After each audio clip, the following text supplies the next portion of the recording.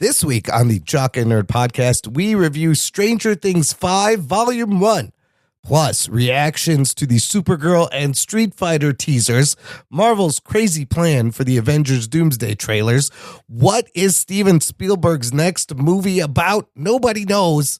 Scarlett Johansson's The Batman 2 role revealed, and more, all in this edition of the Jock and Nerd Weekly for Monday, December 15th, 2025.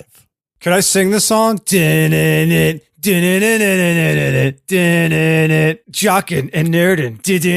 Nerd. Spoiler alert. Jock and Nerd. That's the theme song. I sang it. Check one. All right. This is for all you fans out there. Let's give it up. We jock it, we nerd it. We funny, disturb it. We jock it, we nerd it. We spoiler alert.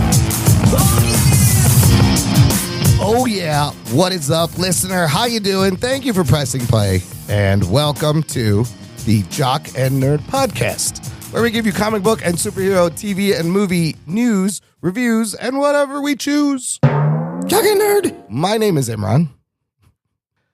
Oh, my name is Rug Boy. That's your line, Rugs. Yeah, I was drinking something. He's the Rug Boy. And he's the nerd. All right, it's a little different. We don't have the Jock. Anthony is out living his life, living a life. One of us has to, but filling in, special guest. You know him, you love him. He is the creator of Kaiju Brooklyn, also the admin of our Facebook group, and you just heard him sing our opening theme song. It's John Bellotti Jr. How you doing, Bellotti?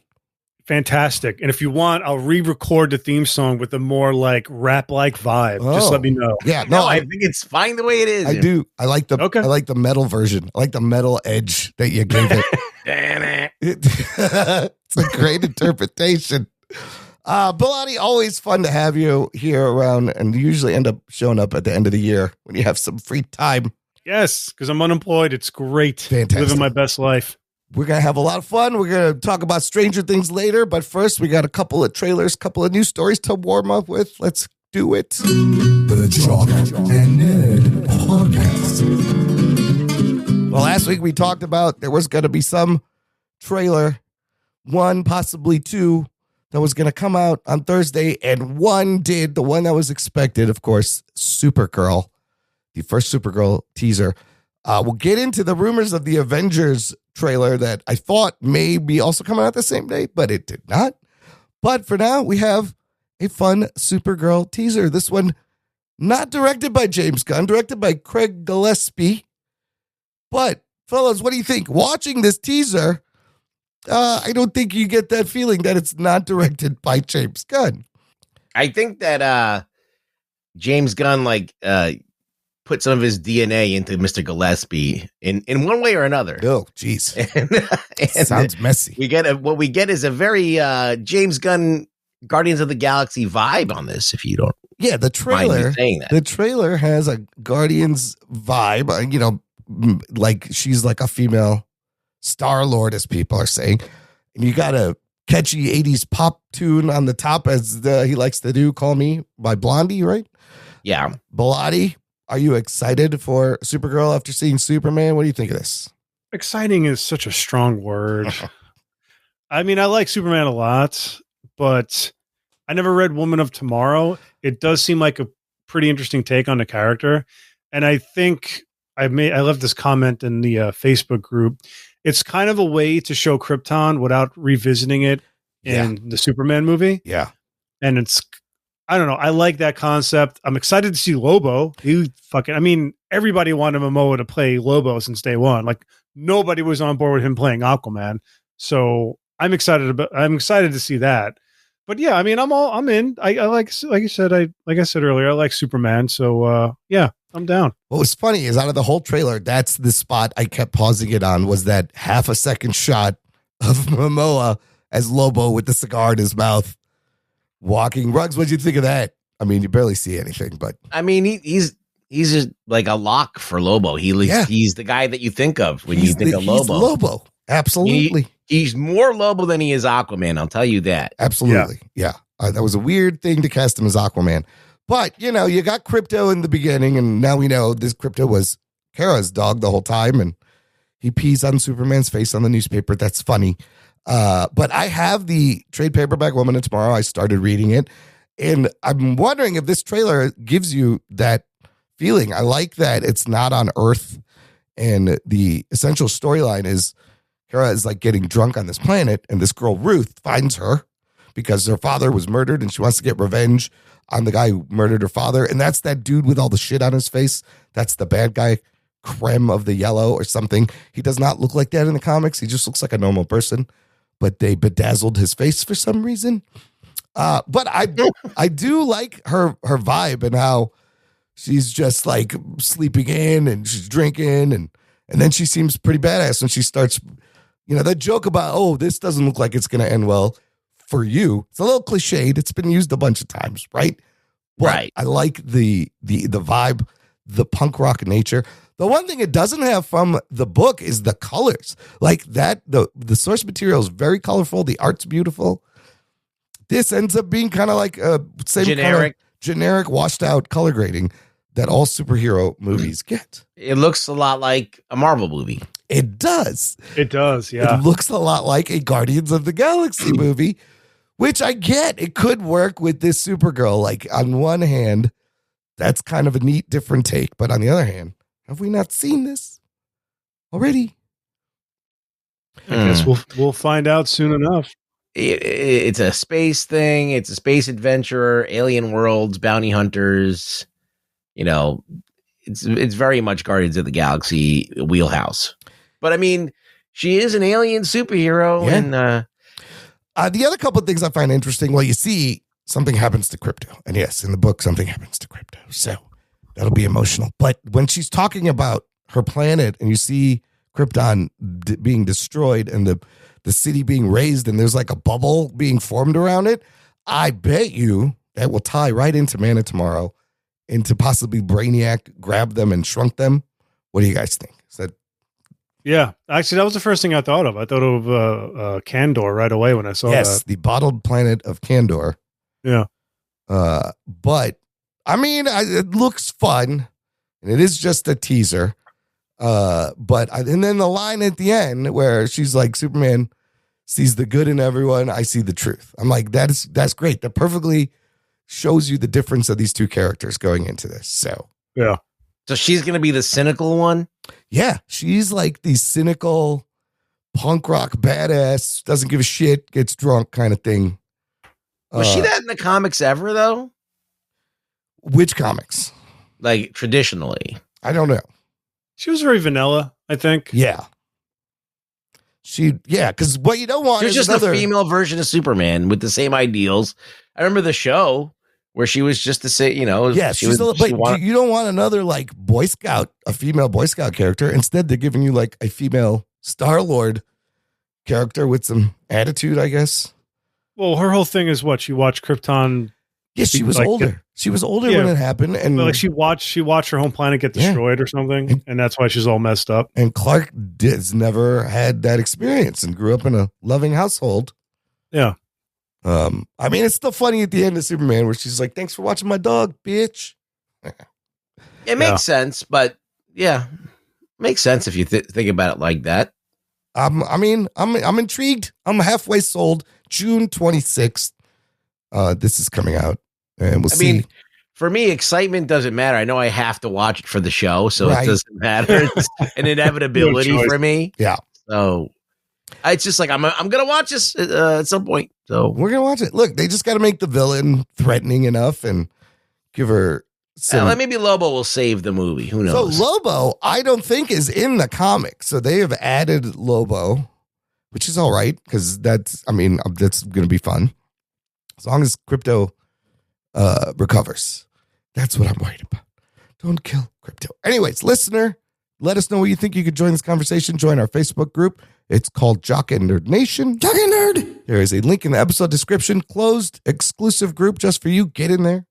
And annoy John with John. when they're at it. Yes, if you want to sign up, John will approve your thing if you agree to the thing, and you'll be He'll personally. ask you to be nice. That's it. That's all I want. Just- Agree. just like Roadhouse. Be nice. Remember, Be nice. Let's talk about this next trailer. This trailer might be nice. A wild sneak peek, really short, 45-second teaser of this Street Fighter movie with this wild cast. This one coming out October 16th. There's a lot of people in this movie. There is a lot of people. Who wants to go first? Who's a big Street Fighter guy? Bellotti, you play Street Fighter back in the day? Oh my God. That was Street Fighter 2 and then Super Street Fighter with Fei Long and the Capcom artwork. I have the Street Fighter Capcom artwork book. By It's like Udon, right? No. I don't like the Udon guys because their stuff, it's like, it looks like the Capcom style, but it looks like a fan art version. So it's like a little off. So I never really got into Udon artwork. I just sort of stick to like the Capcom artist. I like the Capcom art has always been I like solid. the Capcom. I like them both though. Just never. Who would you play like as? Who was your guy back in the day? It's always like Ryu, Akuma, Fei Long, obviously. My brother liked Ken, so we would just go to war at all times. But I never used like Honda, Dalsum, Zangief. Right. Like I just never cared for them. Guile. But when I got to Street Fighter Alpha was one of my favorites, especially using like Guy from Final Fight. They brought him over. Oh shit. He was one of my favorites. Those games are great. And then Street Fighter 3 Third Strike is pretty fantastic. And I stopped right around 4. When 4 came out, I was playing it at like a friend's place. And then after that, I kind of just, I stopped playing games. I really didn't have any time for it. Yeah. So, but I'm a pretty big fan. I'll go first if that's cool. Yes. It's so certain casting choices are very inspired. Like Ryu, Ken, Guile is perfect. Cammy, it's like straight out of the game. But then you have Bison. I don't know why they would David cast the Small Chin. Yeah. And Nice I guy. didn't see that either, but when you see him, I was like, oh, I kind of get it, but he should be bigger. I don't get that either. It's bad. Like Dan can be whatever. Like I don't care about Hibiki, Dan. yeah. He can be whatever, Andrew even though he Schultz doesn't. as Yeah, Dan it's Hibiki. whatever. I'm okay with like that kind of throwaway casting. What about you got Momoa again as Blanca, which I think also works. Yeah, I mean, it's just like a mocap thing, right? Is that what they're going for? I don't know. This trailer, first of all, looks fucking fake as shit and like AI made it or it's some fan trailer. It's a wild thing. But if this is the movie with these colors and you see the moves and it's over the top wacky, like I could kind of see enjoying it. There's no way this is a good movie, but I'm gonna watch it. I mean, they're beating up the car from the bonus stage. which was the bonus round. And Joe was in it from the first Street Fighter game when it was called Fighting Street. That's who Joe is. Oh. But why they would put him and not like T-Hawk or Fei Long or DJ in it is kind of beyond me. Or Yeah. like where's Sagat? Like how come Sagat's Oh not in yeah, that? they left him out. You got two wrestlers. You got 50 Cent as Balrog with that ridiculous hair. That's ridiculous. It's great. They had to find like a 50-year-old black dude. They couldn't Like they find literally did the Guile hair though, for real. The Kyle hair. If that could just be Van Damme with that hair, that would be fun. But Noah Centino playing Ken. He is going to be our new Rambo in the prequel Rambo thing they're making. Really? Yes. Why not the guy that just is playing Stallone in that new Amazon movie? That guy looks just like him. Oh, I know. Like it's scary. Ruggs. Also, Raina Vallandigham from Cobra Kai. Both of you guys remember her from Cobra Kai. That's right. She's great. She's playing Julie, and I was like, oh shit, that's a perfect for her. That whole team from that season of Cobra Kai, the Iron Dragons, Yes, they should have all been in this movie. They were Like, badass. Like I'd almost watch a spinoff show following those guys. yeah, like the Korean dude that got shot. Like he should be playing Fei Long. Oh, he got Like, stabbed, right? There's Yeah. no doubt. Or Like he needs to be playing Fei Long in the sequel. There's Raina and some of the moves, and I'm like, what the fuck is this movie? This is fucking wild, but I'll be there. Well, we got Mortal Kombat 2 coming out too. It looks wacky. It looks wild. And I don't know if it's going to be good, but I'm going to watch it. Look, we're going to watch Mortal Kombat 2 with Billy Butcher, and then we're going to watch Street. You got competing fighting movies. I'm more into this movie than the Mortal Kombat. Okay, interesting. Yeah. This one looks more... I want to see Blanca. That was the guy I played the most. Oh, okay. I was Yeah. the Blanca player. Wonka's fun. Dawson looks fucking badass too in this. Dawson does look badass. I have This to admit is it. such a crazy thing, but I'm like, how is this movie can't be any good? How is this a real movie? It's fucking crazy. So let's get into this. I just mentioned this thing looks like it was made by AI. Speaking of AI, we've discussed what Disney has planned to do with AI, and now they've made it official. There's more details. This is a crazy story.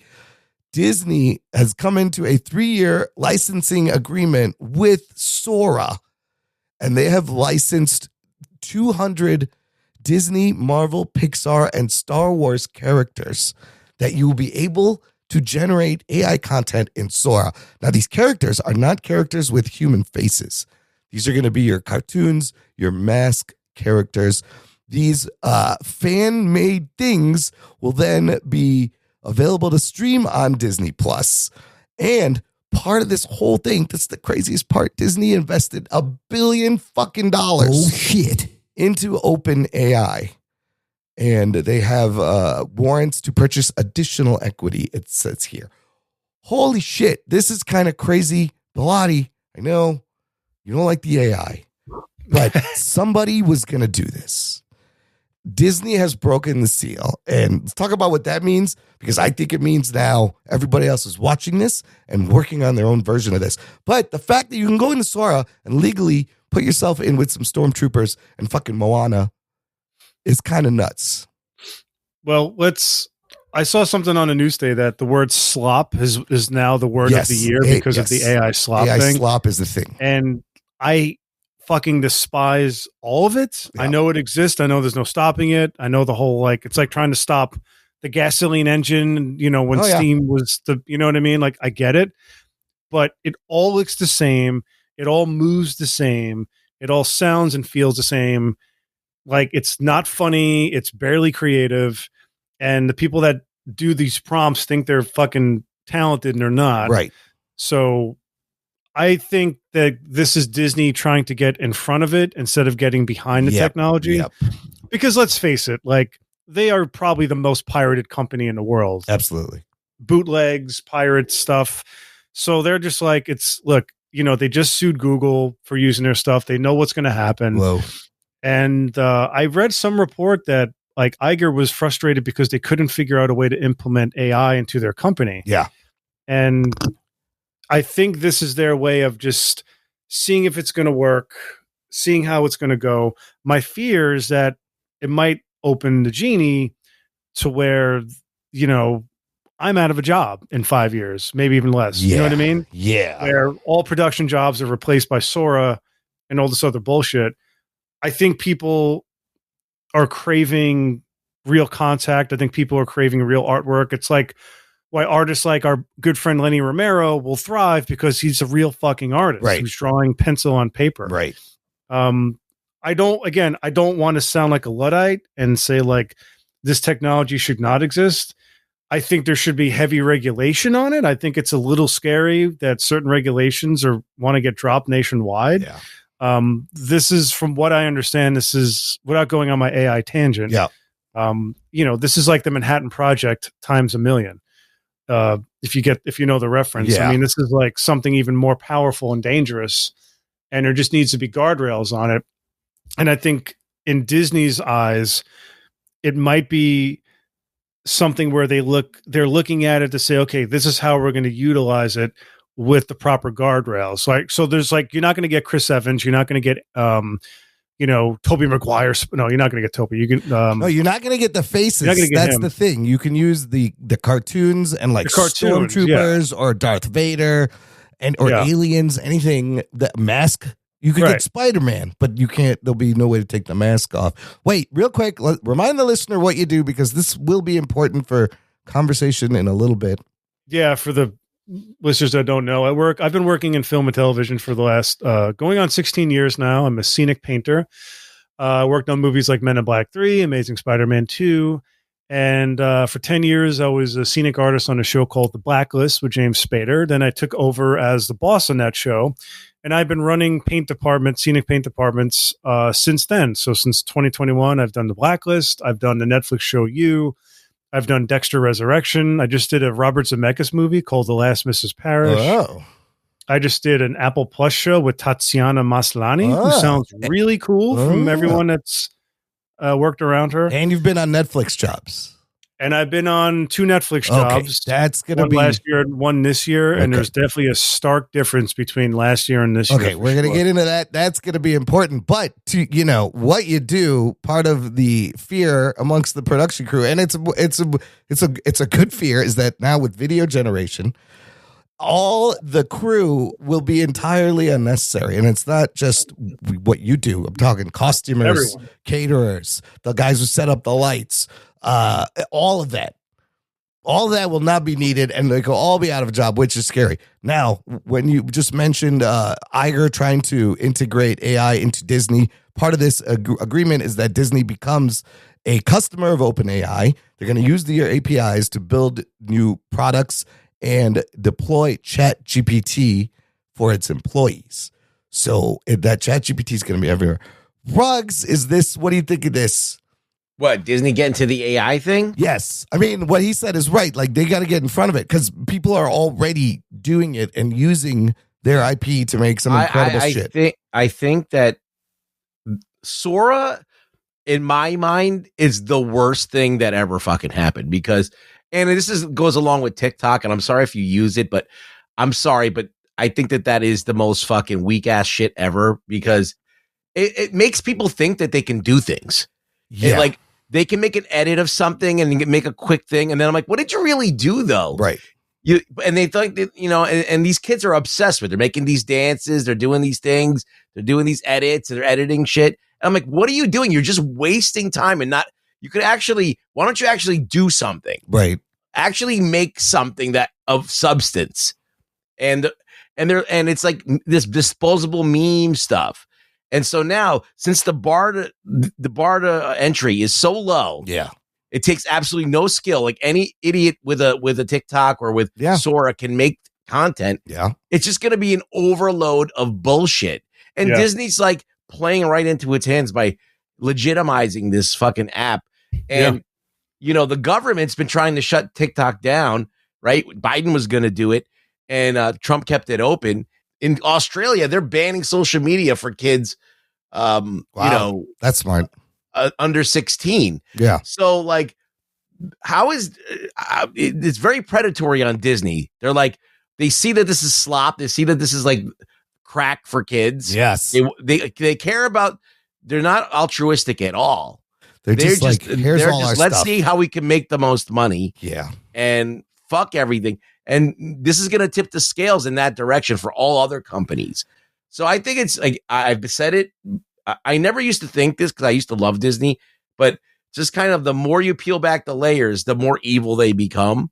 And this is just, to me, another fucking spineless, devoid of any kind of integrity move that they can make.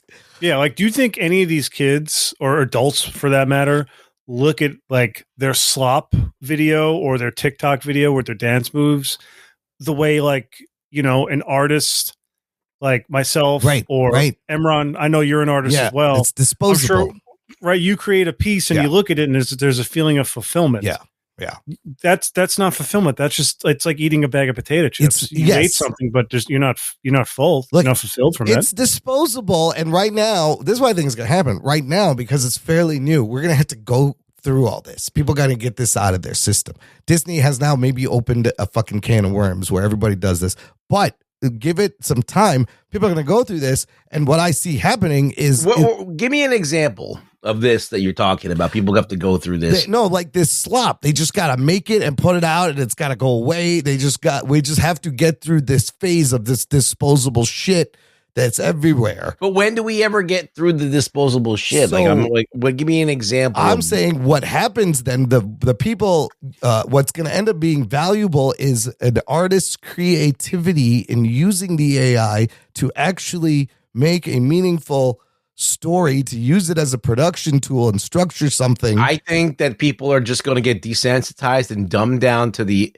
nth degree, where we're going to, just like in the movie, where they're looking at the movie Ass, and it's just ass cheeks. on the screen. Or Ow My Balls, the TV show. Yeah, Ow My Balls, the TV show. I think ultimately, though, the creativity will set things apart, and you'll be like, "Oh, I've never seen anybody do this with this, and this is actually good." Well, it's like the AI itself. They're saying it'll get rid of these jobs, and it's going to create all these new jobs. Yes. And it's like, what jobs, Yeah, right? yeah. And I just read something that, we just got a new job called an influencer, which came because of social media, right? Oh, shit. So this is a job that came, 5 years old, maybe Yeah. 10 years old, Yeah. maybe 10 years old, right? And now they're getting replaced by AI. So it's like, how fast are these jobs gonna come and go? Well, yeah, social media manager is a fairly new position that now everybody has that didn't exist before. Right.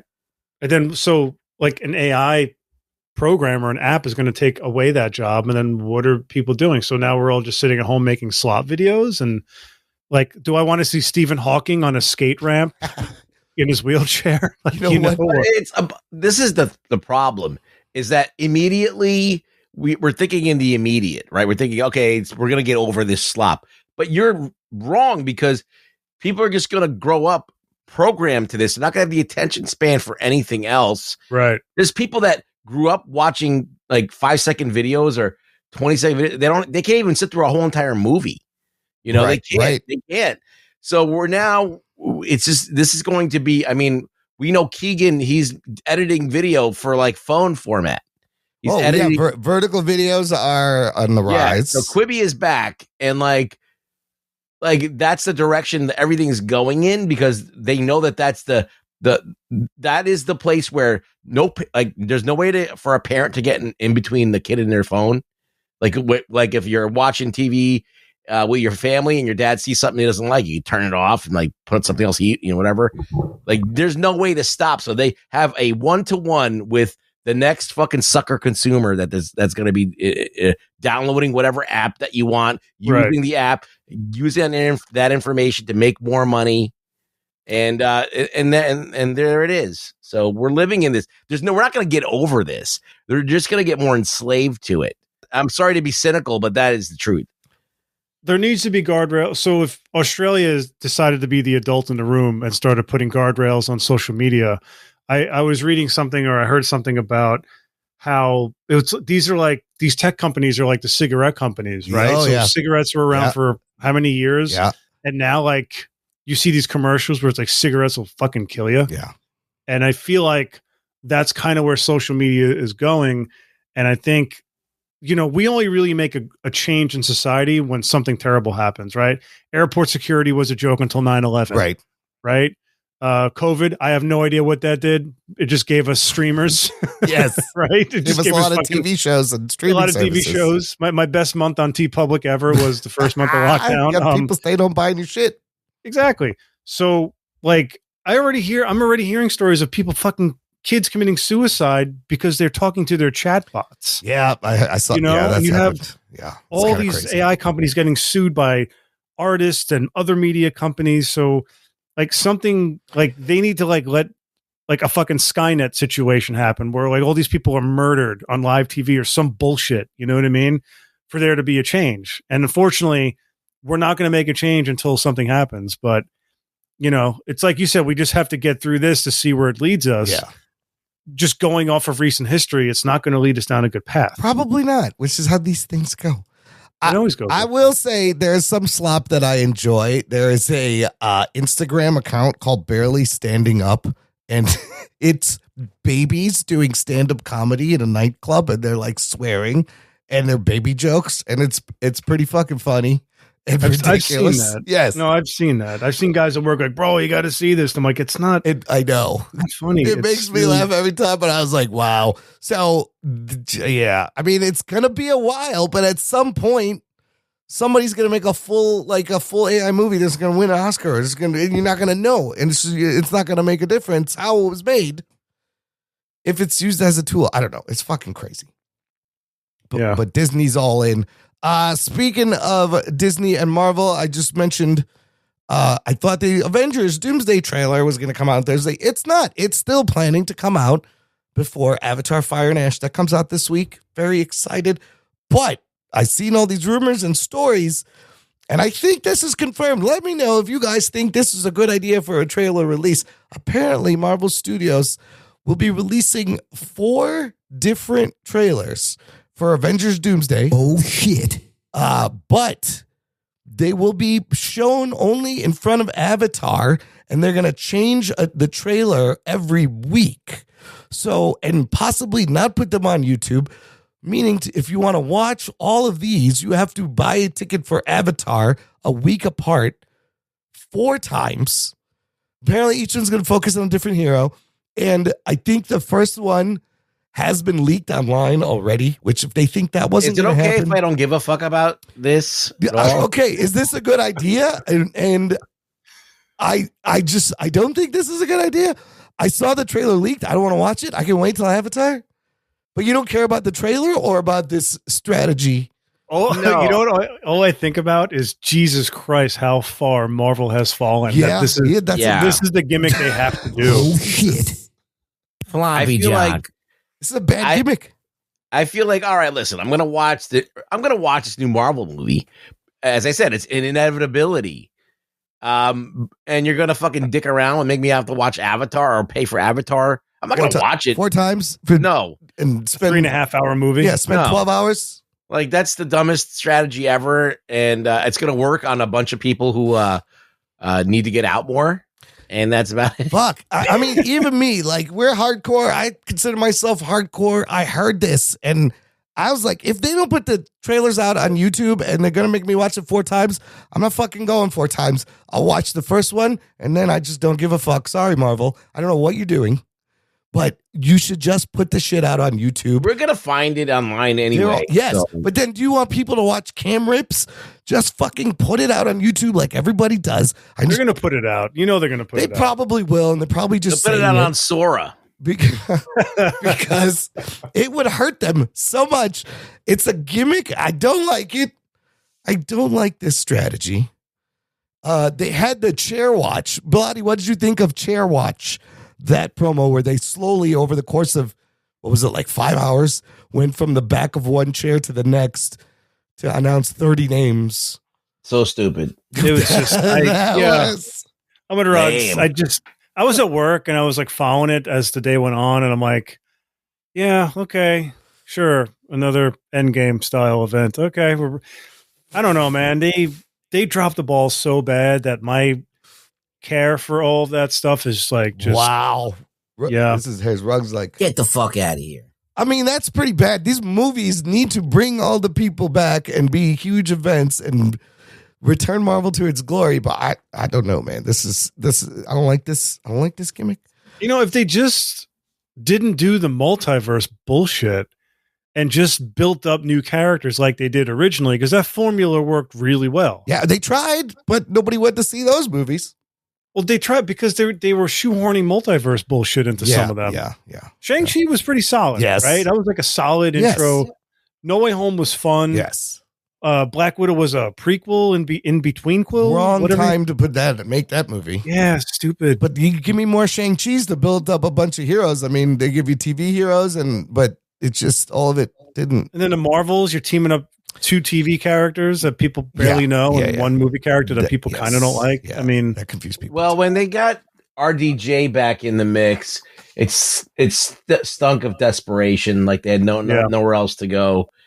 And so, look, they could still pull off something cool, but I still think they're relying on old glory a little bit too much. Oh, Yeah. and I think we will see the old glory once we see these trailers. If some of this trailer description is to be believed, we're gonna. I heard. So I saw that.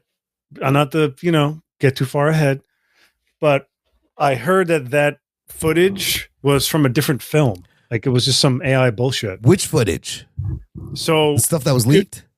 yeah, the stuff that was leaked Oh. was like it was a different movie, and I went on like Twitter because you could find anything on Twitter, and somebody asked Grok if this was real. Grok, and is this true? That's all on and Twitter. Grok was like, no, it's an AI generated image, which I thought it was ironic that Grok was saying that. Then someone pointed out, like, Can we just say what it was? Are we ready to? No, I don't want to know. I don't want to know. I'm going to see this fucking movie on Thursday. I will see the trailer on Thursday. I don't want to know yet. It's fucking 2 days away. 3 days away. They were just, if you looked at the image and you're like, wow, he really needs to work out a little bit more. Oh, boy. And then like in a different frame, I was like, he's not doing his, Jesus. He's not doing his HGH. Whoa. Jesus Christ. But if someone pointed out like the character was wearing like a shirt and then the next frame it was a tank top and then the other frame it was back to the shirt. So I was like, oh, look at that. That's interesting too. Wait, is Mayor Mamdani in the movie trying to do bench presses? What the fuck is going on with this trailer? No, you'll be surprised on Friday. I'm gonna see it Thursday. So speaking of that, listen, you show up to your Avatar screening on time because it's gonna be trailer packed and new shit. Avengers Doomsday, 1 of 4 apparently. The Odyssey, a new trailer. I'm looking forward to that. That'll be a fun one. Apparently, there's going to be a new Mandalorian and Grogu trailer. Another movie, I'm not sure. People watch the show and they're going to go see the movie, but it's Star Wars.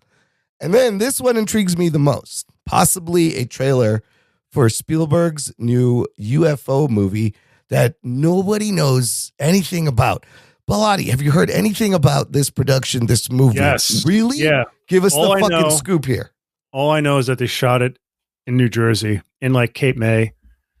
And I knew a few people that worked on it, but no one really knew, like, no one really knows. It's just no one knows what the hell it's about. Let me give you. It's a bird. You see the bird? So here's what we know. In Times Square, they took out a thing and it says all will be disclosed. Spielberg 6/12/26. What if that's the name of the movie? All will be disclosed. It could be. And there's a shot of an eye upside down. And now that you mention it, it looks like bird wings. No, it's a bird on her face. So some people are saying this is his remake of Alfred Hitchcock's The Birds. Yeah. Now, on Wikipedia, it's called the Untitled Steven Spielberg Film. But on IMDb, there is a listing for a 2026 Spielberg movie written by Spielberg and David Koepp called The Dish. Sci-fi movie. There's no image. But here is the cast. Josh O'Connor, Emily Blunt, Coleman Domingo, Colin Firth, Wyatt Russell, and then a bunch of other people. But there's your top line cast. Oh, isn't that where the birds die, like a 3-body problem? Oh, it sounds like it's sci-fi and it sounds a little bit like 3-body problem. Other rumors were like this is Spielberg actually revealing what the US government knows about aliens and like putting it out there. Like, is it going to be called Disclosure? There's already a movie called Disclosure or Disclosed or All Will Be Disclosed. I'm so intrigued. Like, what the fuck is this movie? I don't know, but that's we'll good find though, out because that's how movies used to be, right? You didn't know shit until there was like a trailer. You're like, what is this? You didn't know. I remember when you saw that first trailer for Independence Day? Yeah. Oh yeah, it was insane. Like, what the fuck? And I've heard people talk about like this was the most heavily guarded, secured shoot and production. So the fact that he's able to shoot this and nothing has gotten out is kind of crazy. Yeah. If I hear anything, I'll let you know. Yeah, I figured. I was wondering if you had any scoops on this thing because I was like, what the fuck is this movie? No, it was all sort of hearsay, like, oh, so-and-so worked on that Spielberg movie down in Cape May. And but that's all I really heard. All right. Let's move on. I got one quick DCU story to break here. Last week we talked about how ScarJo jumped cinematic universes and is now been cast in the Batman 2. And at the time, the rumor was this is a villain. This is a character that's never been in a live action Batman movie. There was tons of speculation. Well, Jeff Snyder over on the Hot Mic podcast has broken that she will be playing Gilda Gold. Gilda, who becomes Gilda Dent, Harvey Dent's wife. And they're also looking to cast a Harvey Dent and Harvey Dent's father. And all of this sounds like he's pulling elements from The Long Halloween, possibly mixing it in because Gilda Dent had a big role in that. but it does still seem very like crime detective grounded kind of thing. Bellotti, comments, reaction to that? I mean, the source material is great. I mean, Yeah. I loved Long Halloween and the Dark Victory. I was a big fan of the that. sequel of that one. Yeah. I have like no reaction because I'm not really. You don't like Reeves Batman, do you? I love Reeves. Those Apes movies were like better than they needed to Oh, be. absolutely. No reason. Fantastic Apes movies. How about the Batman? Batman?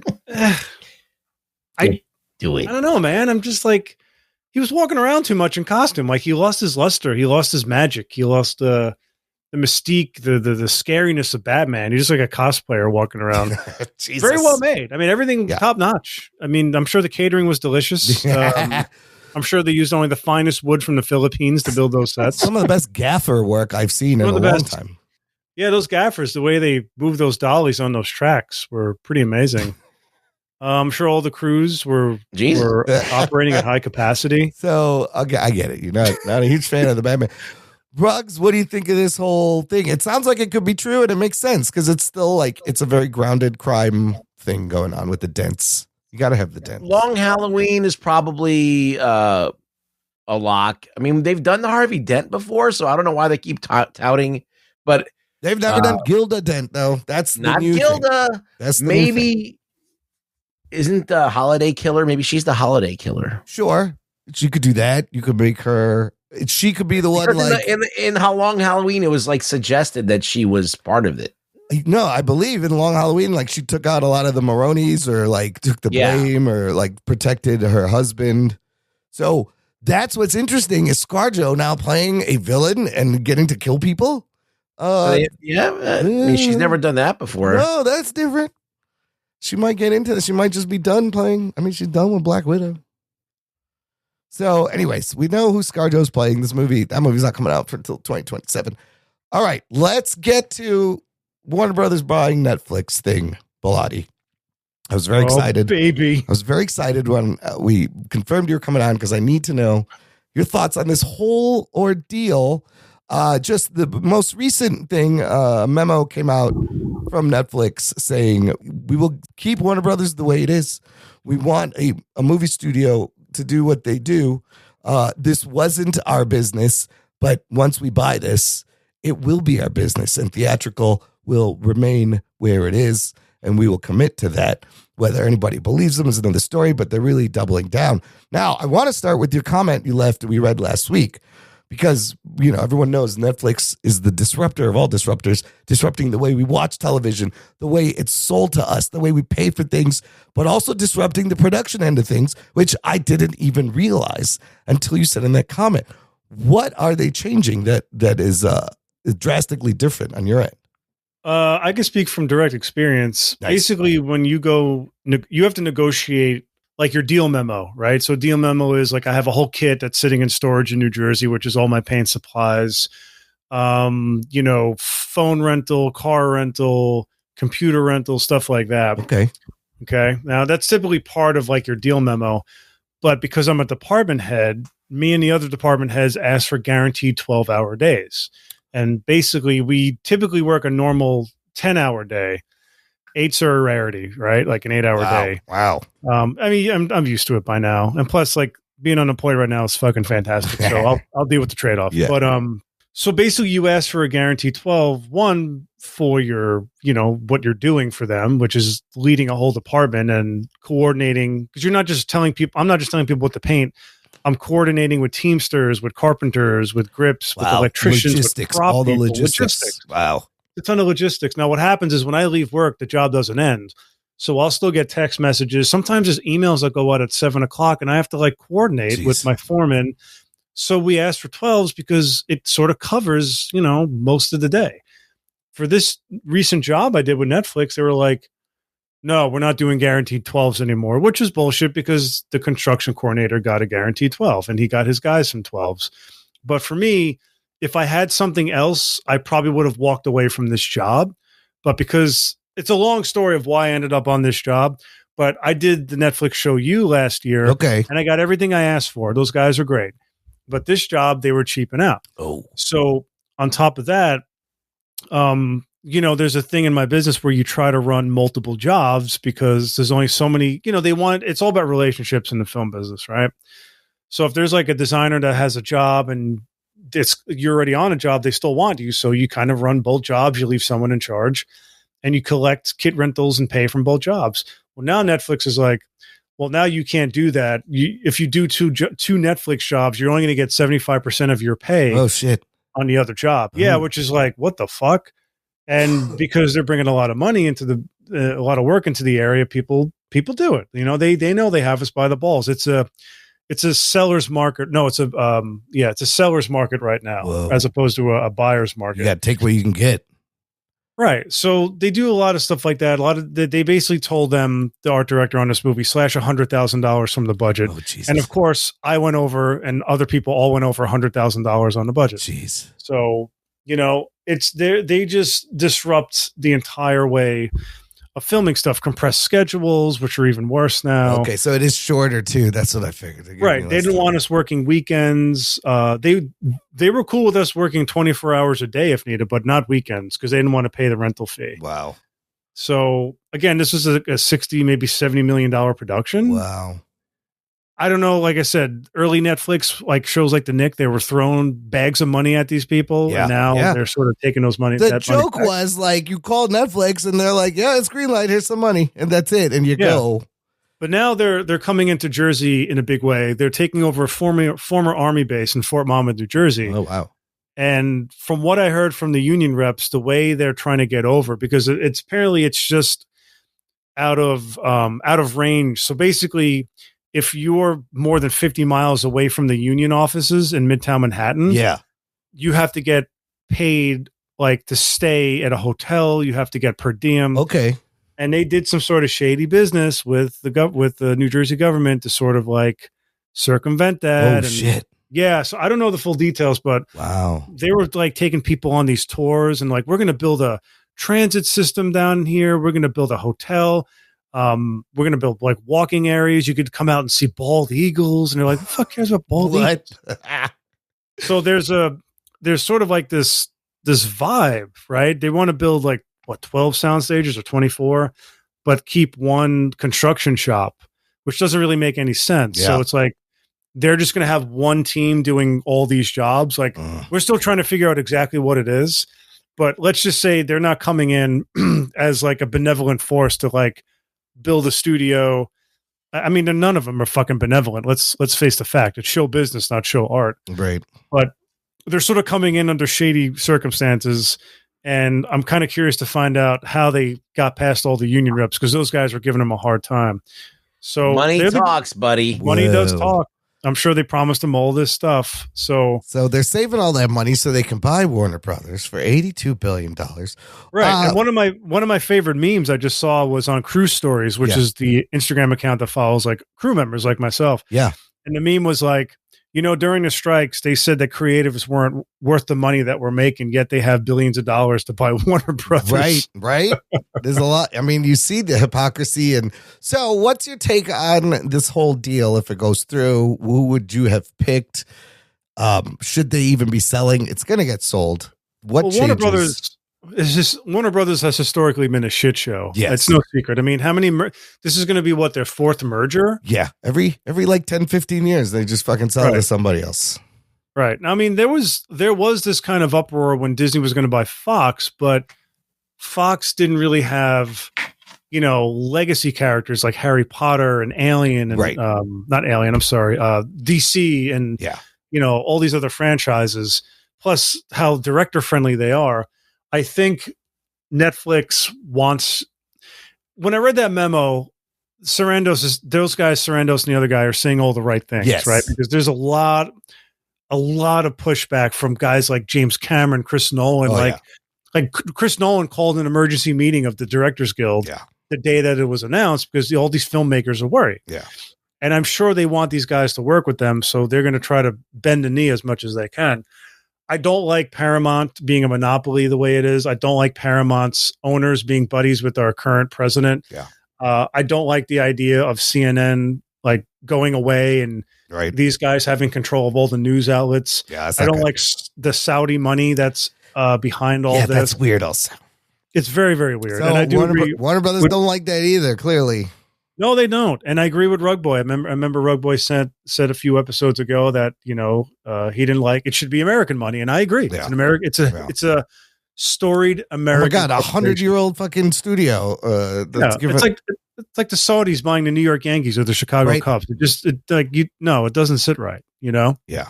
So if I had to pick, I would go with, oh God, it's like hard. a presidential. It's like the 2016 election. It's like, Jesus. I would go with based on what Netflix is saying. Yeah. But then again, Paramount is also like, they're not going to fuck with any of that. You know what I mean? Like They're still saying 30 movies. And what's crazy is Paramount wants all of it, and Netflix is not buying all of it, yet they think Netflix is the better, safer bet with money-wise even. For the sake of democracy, it should be Netflix. Yeah, possibly, yes. But the thing is with Paramount, I know they will put movies in theaters. With Netflix, I don't believe them, but I feel like if they buy Warner Brothers and let Warner Brothers be Warner Brothers, kind of like Disney did with Pixar. Yeah. Just let Pixar be Pixar, right? Yeah. Because Fox didn't really do anything, right? There was no Fox after that. It just sort of, like an amoeba, just sort of absorbed into Right. They Disney. don't really put out a lot under 20th Century now. And Fox wasn't doing as well as Warner Brothers, they got a whole string of hits. They were let's not forget that Amazon bought MGM. Yeah. Right? Yeah. So this is just sort of their version of doing It's done. I mean, you think it's done? It's like Warner Brothers is done. It's going to be another thing that you see on Netflix, like Alvin and the Chipmunks or whatever. Jesus. I mean, like, it's just going to be another thing that they just add to their like already fucking just overloaded categories of shit. They're saying we don't want to change what makes Warner Brothers so valuable. So the smartest thing to do is do what he's saying. Leave it alone then. Leave it alone. Yes, that is the smartest thing. Let them continue to do just what they were doing, but you just own it and you can combine your numbers and say these are our combined numbers, they should whatever. be selling. I think they should just still exist as Warner Brothers. I don't understand. They're doing fine. They just need leadership. No, Bill Zaslav in his contract had built in acquisition bonuses. He wants to get paid. Whatever happens, he's getting paid multiple ways. And he's been devaluing that company since he got in there. Yeah. I mean, the stock is like the highest it's been in like a few years now because of all this. So, of course. But it's going to take a long, it's going to take a year. And it's fascinating. I don't know what's going to happen, but we could be looking. I don't know. It's just so weird to just watch everything that you burn love down. Just get torn down. It's just really fucking terrible. Well, all these legacy companies were in trouble for a long time. Sure, I mean, sure. TV, cable, it's all losing shit tons of money. Yeah. Netflix kind of came in as the disruptor, the great disruptor. And I think COVID really fucked up all these legacy companies because, if you remember, there really weren't a lot of streaming apps in 2020 aside from you had Prime, you had Netflix, you had a few others, and then COVID comes, and this plan that all these legacy studios had all of a sudden was like just forced upon the populace. And they were just spending, just get content. And that's why the industry contracted. That's why the strikes happened. The streaming wars, and basically Netflix is going to win the streaming wars. They always won. Oh yeah, with this they definitely have won if they get Warner Brothers. The next phase is, we know eventually a lot of this kind of stuff is going to pale into what AI is going to be able to do, where people are just going to be able to walk into these movies and be part of them. And it will just be almost like a living game that you'll go in and you'll follow the adventures of whatever, and you'll be part of it. You'll have your fucking chip in your brain, and you'll be just part of it. It won't be like a show that you watch. You'll be participating in it. Yeah. Everybody will have, tailored content, custom content just for them. And then everybody's watching something different. And there's no more movie. I don't know. This is all of this. This AI. This is a weird, strange next few fucking years. But there's no discovery with AI and algorithms. I just had to like wipe my entire Instagram algorithm because I kept seeing the same fucking 5 things in my search. And I'm like, I'm living in an echo chamber and you don't learn anything about the world. My fear is that people don't care about it. Like Rug Boy said earlier, once you're desensitized to it, it's like gun violence. It's like, we've seen so much of it. Like, doesn't matter to see someone get shot in front of you at this point anymore. I don't know. I'm sure I would have an emotional reaction to it, but you know, you just get so desensitized. I just want people to care. And some of the 20-year-olds that I talk to actually do care. Like they don't like it. Like but they're the ones that are spending 20 plus hours on their phone every day. I know. You can't just take them at face value. It's what you do, not what you say. Of course. I'm on my phone fucking 7 hours a day. When I get those reports, I'm like, oh my God. Listen, we need someone to start an analog revolution, an analog movement. That's never going to happen. Like I said, something tragic needs to happen. There needs to be like a mass suicide because ChatGPT told all these people to jump in front of a subway train or you know what I mean? Yeah. Like that's honestly or these kids need to just grow up and just fucking shoot everyone more so than they're already doing. Like something catastrophic needs to happen. Good God, that's dark. It's horrible, but that's how humanity changes, right? Well, we're going to finish with one last story, and I kept this to the end because it is also sad and tragic and dark, and you've probably saw this all over the news. The passing of Rob Reiner, R.I.P. Not just passing, though. This is a fucking wild, tragic story. Him and his wife found stabbed to death, and now the son, 32-year-old son, is in custody as a suspect. And this just broke last night, and I'm still processing this because it's fucking kind of crazy. We've reviewed a couple of Rob Reiner movies, classics, of course, from him starring in All in the Family to Your Spinal Tap, Princess Bride, When Harry Met Sally, Stand by Me, Misery, A Few Good Men. He had a run in the 80s every year. He had these banger films, but we had to mention it because it's fucking crazy and sad. But I don't know what else to say about it. What do you guys have to say? Well, it's definitely tragic, and it was all over the news everywhere. Like I remember I got up to take a shit last night, and I looked at my phone. I'm like, everything that I went to is reporting, and it was just crazy because right from the get-go, they were talking about how it unfolded. Yeah. And so that threw me for a loop. And then in the morning, they were like, we don't really know all the facts. We're not really going to say what happened. And then now in the afternoon, they've confirmed that the son had something to do with it. But I still think that there might be somebody else involved because they never caught OJ's killer, and he's running around Brentwood. So, shit, you never know. Get the fuck out of here. But no, I'm serious. No, but like you're saying there's 2 unsolved murders in Brentwood, MO similar. Yeah, but like no. Besides the joke, there is that his son and him have had a kind of a weird relationship. They made a movie together about his being addiction, drug addiction and homelessness. He was homeless. And apparently, like he had thrown him out of the house. That's tough love type stuff. The tough love part was like I was like, wow, how did Rob Reiner's son become homeless? The other part of the story just came out is they were at a holiday party thrown by Conan O'Brien recently, and he was acting a little aggressive, and everyone was kind of concerned. So I don't know if he was living with them. I don't know if that spiraled out and did something to him. But like. Yeah, it's crazy. Like you want to kill your parents because they're trying to help you. I guess I don't know. I don't know if it was he's in a manic state. You know what else is a little icky is like this evening on like Access Hollywood, everyone is like Rob Reiner tribute, all these great things, which is fine if the man died of a heart attack in his sleep or natural causes, but I think it's just a little soon to be like, here's the tribute video. We got to make it when like this is a horrific murder that really is about addiction.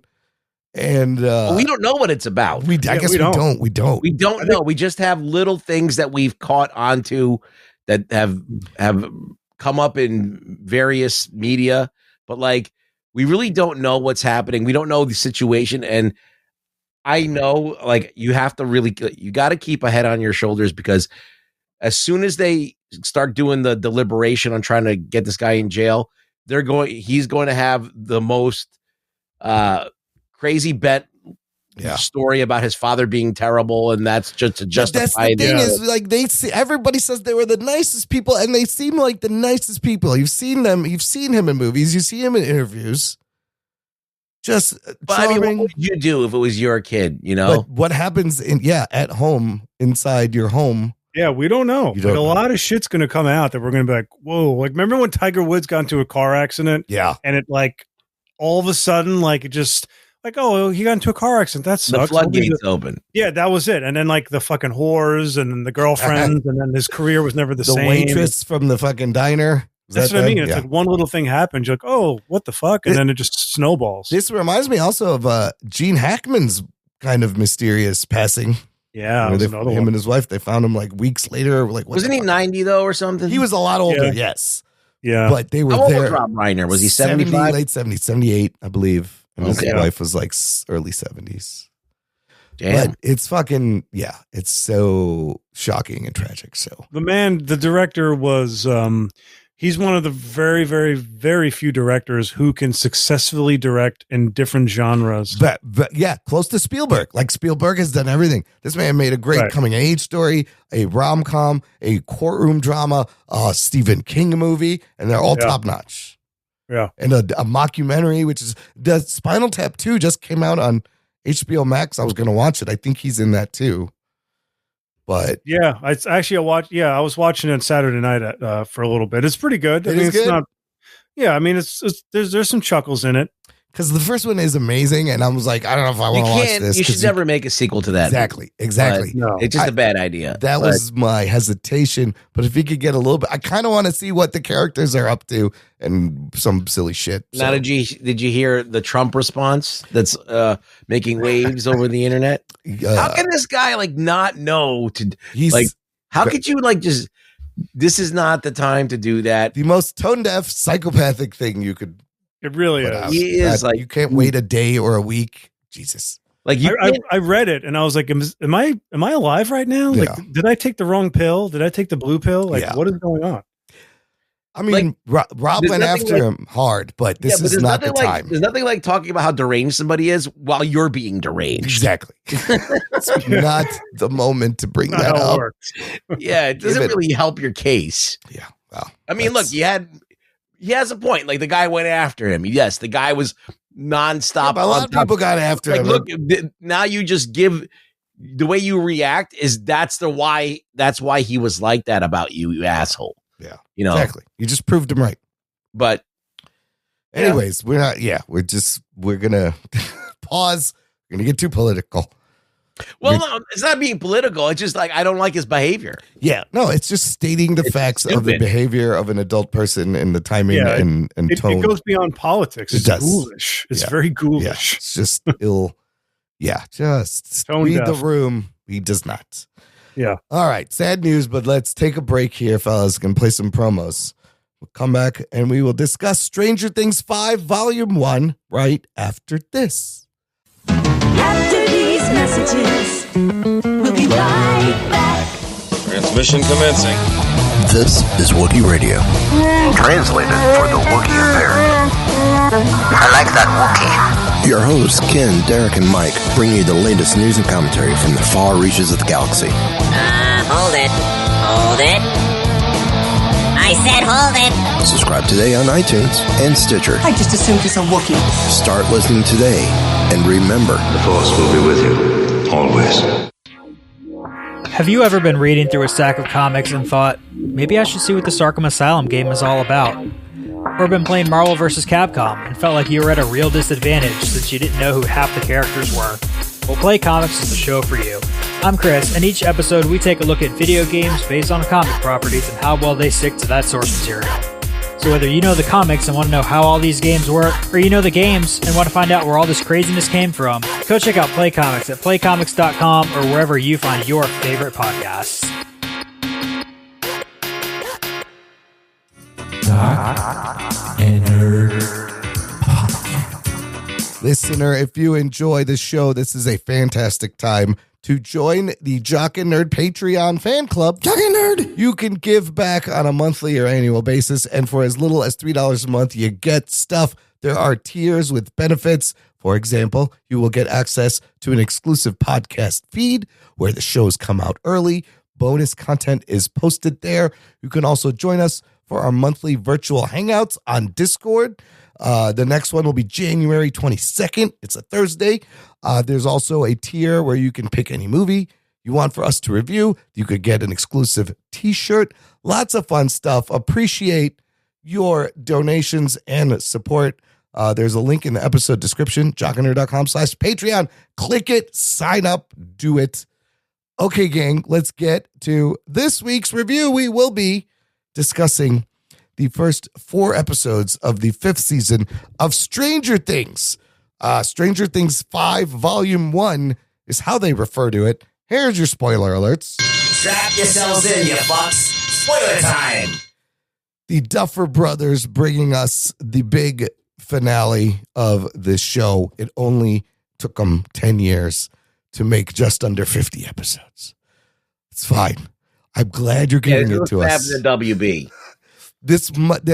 Let's all remember all this. Remember all the fun IP you like over on HBO and Warner Brothers, and how John just said what they do to production.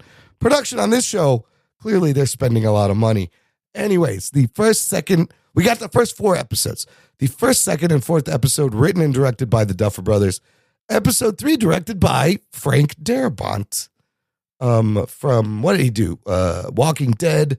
The Shawshank. Shawshank, right? Yeah. Did Shawshank. We have 4 episodes of various episode length, but pretty meaty.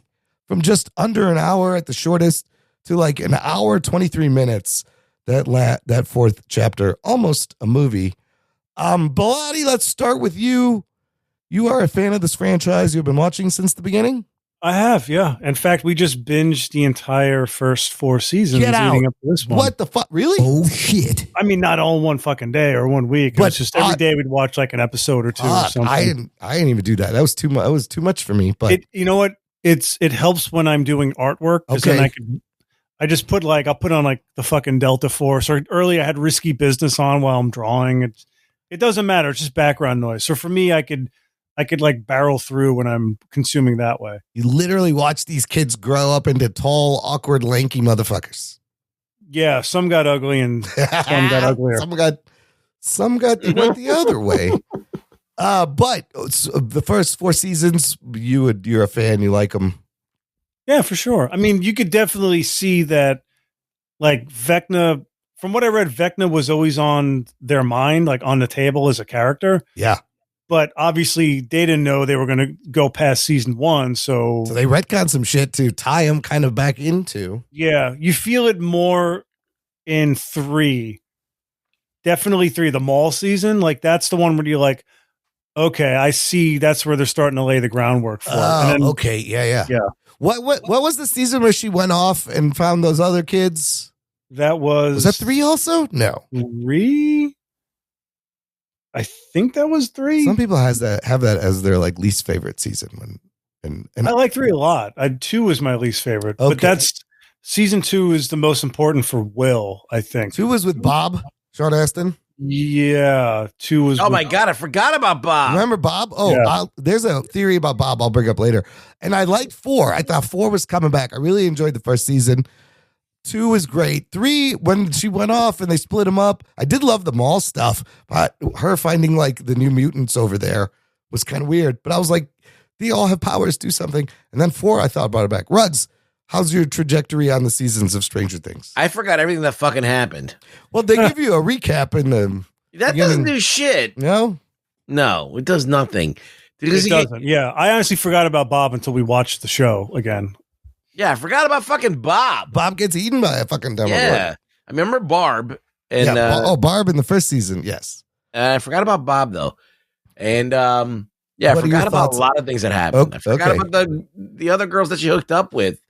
The mutants. Yeah. I forgot about that shit, too. Yeah, number 8.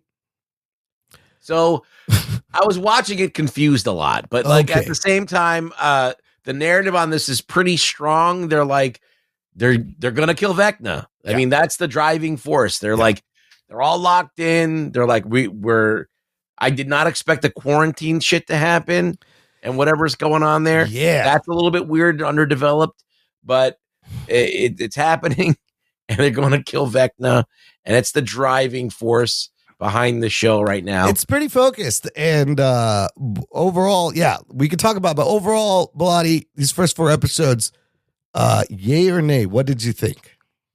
Oh, definitely yay. And I say that because of Vecna.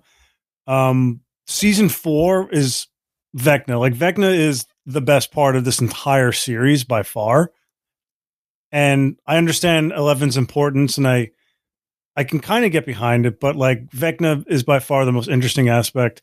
And, you know, season 4 had that whole Russian side. Oh, that's right. subplot. He was there, and then Joyce went over there. Yeah, so this was great because you had all the characters together for like the first 15 minutes of the first episode, like finally. Yes. And then they got split up again, of course, because that's what they do. And then they're all independently figuring out something that adults can't figure out and trying to game the system. And I was like, here we go again. But the moment that Vecna shows up, like the way you see his silhouette behind that wall, like that's great. That whatever it is, that the gates. membrane. Yeah. Yeah. And then he just comes out fucking growling. He's not even talking. He's just growling. And he looks like the mutant Shredder from the Secret of the Ooze. Or like he looks like an upgraded evil Groot. Yeah. Oh, no, it looks like Swamp Thing. Well, that's Swamp Thing. Yes, it's very Swamp Thing. But this new design is, I think the effects look really good. His powers, he's fucking just going through people's heads and stretching out and killing everybody. Yeah, him wiping out all the soldiers. That was great. And then like Will's reveal, you know, like as like, you know, he's got powers. Fucking amazing. Like, we were so pumped up. I was listening to like the score from that, like for like days after that episode. A lot of shit happens in chapter 4, Sorcerer. That is the best episode. And I noticed that I was liking Will a lot more this season. Yeah. And I could tell like they were sort of pushing for something a little bit more with him. Yeah. Well, I'm glad they're bringing it full circle back to Will. And yeah, just the fact that he can see through them. And I was like, bro, you can probably control them. Let's fucking get there. And they get there. I like that. Ruggs, what do you think about Vecna's look and Will finally getting powers and some agency here? Yeah, Will was kind of a wimpy character, kind of a wet rag, not really fun. This gives him a little bit of something to do. Hopefully they use it to the degree it should be used.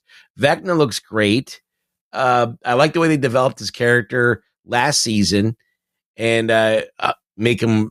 I thought they killed him though, but they didn't. Well, yes, they did. I mean, he seemed pretty dead, but they didn't kill him, and the town exploded. So as it starts, they got like big metal strips holding everything together, and everybody's. I just wonder how they're going to kill him for real now. Like they tried to kill him last time, it didn't work. How they had him?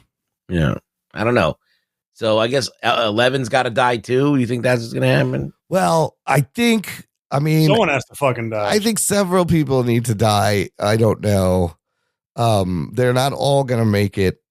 But the Vecna Henry Creel story is pretty good, him being number one. So at the end, you know, they go into the camp. They think Vecna's there in that room. It's a great sequence, and it's not him.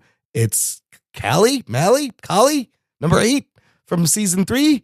The girl she found. So they got like 3 powered people. They got Will, they got 11, and they got 8, which I would think is enough powered people to take down Vecna. But did you know that there's a stage play that kind of informs some more background shit in these characters? Yes, we wanted to see it, and we just never did. Is it a musical or a play? I think it's more of a play. If it was a musical, I wouldn't even bother, but I think it was just a straight play. Well, I might spoil some of it. I have some details because it does regard what's going on here. It's called Stranger Things: The First Shadow. And you see when Max is going through Henry's mind, she walks into the high school in the 60s and you see Joyce there. And she gives her the flyer for Oklahoma and it says starring Henry Creel. So Hopper, Joyce, and Henry were all classmates, all went to high school together. Joyce and Hopper are responsible for the reason that the town blamed his father, Victor Creel, for the murders of Virginia and Alice Creel, Henry's mother and sister. She and Hopper had been investigating a series of animal killings in Hawkins, including a neighbor's cat, which they linked back to Victor. In reality, it had been Henry who killed the animals and his mother and sister after succumbing to the Mind Flayer's control, is what happens kind of in that play, which is I thought was kind of interesting, especially seeing how they found someone who looks just like a young Winona Ryder, but a lot taller.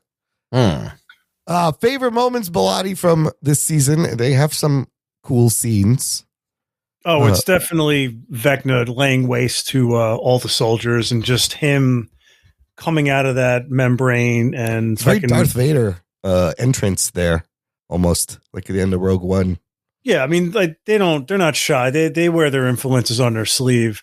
And then like Will debuting his powers, his Latin abilities, which again I didn't see coming until like the end of that episode, where I was like, oh, he's going to unleash some powers. Like when he was like watching everything happen, like I knew that was going to happen in the moment, but I couldn't.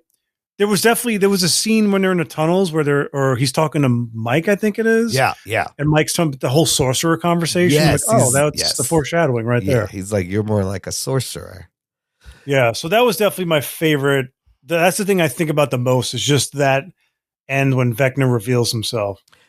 Let me ask you about these conversations Will has with Robin periodically. And every time I just ask myself, is Will gay? Is that what they're talking about? Or is it about talking about powers? No, he's definitely gay. Of course. Okay, he is. Robin is my least favorite character. I like Maya Hawke, though. She's great on this. I don't like her. You don't like Robin? She just plays neurotic. She's like a Woody Allen. Like all she does is just play neurotic. Yeah, a little goofy. Neuroticism. Yeah. I've yet to see her do something that's not like she's just over talking all the time. Yeah, that's all she does. Yeah, she did it in Once Upon a Time in Hollywood. She did the same exact. She was Robin in that movie. Maya Hawke at the end, where she like freaked out and left the Charles Manson murderers. She's like, I gotta go, and she like left.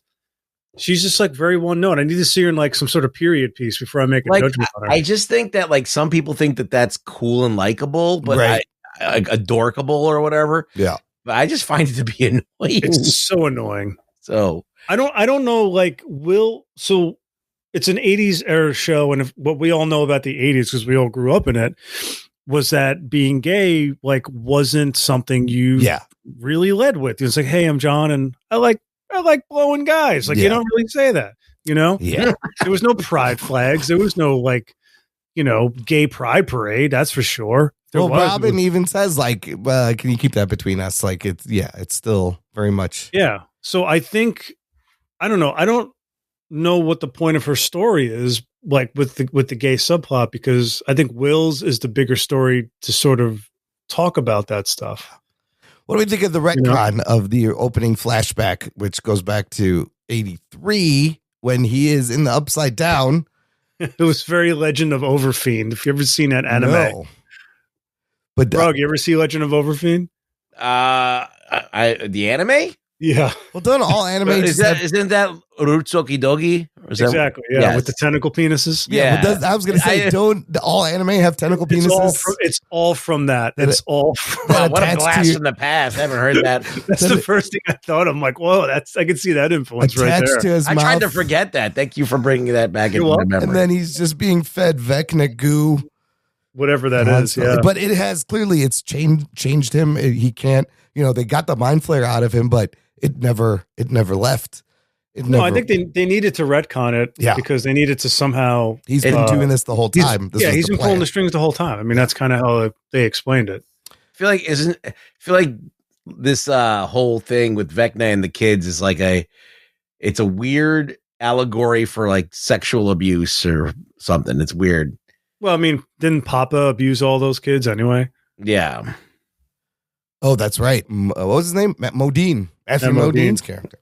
I like my messages when they're more allegories, like Godzilla being a walking nuclear weapon rather than them beating you over the head. Yes, a little heavy-handed. Like Get Out kind of just really beat you over the head with its messages. Like, okay, you're picking cotton.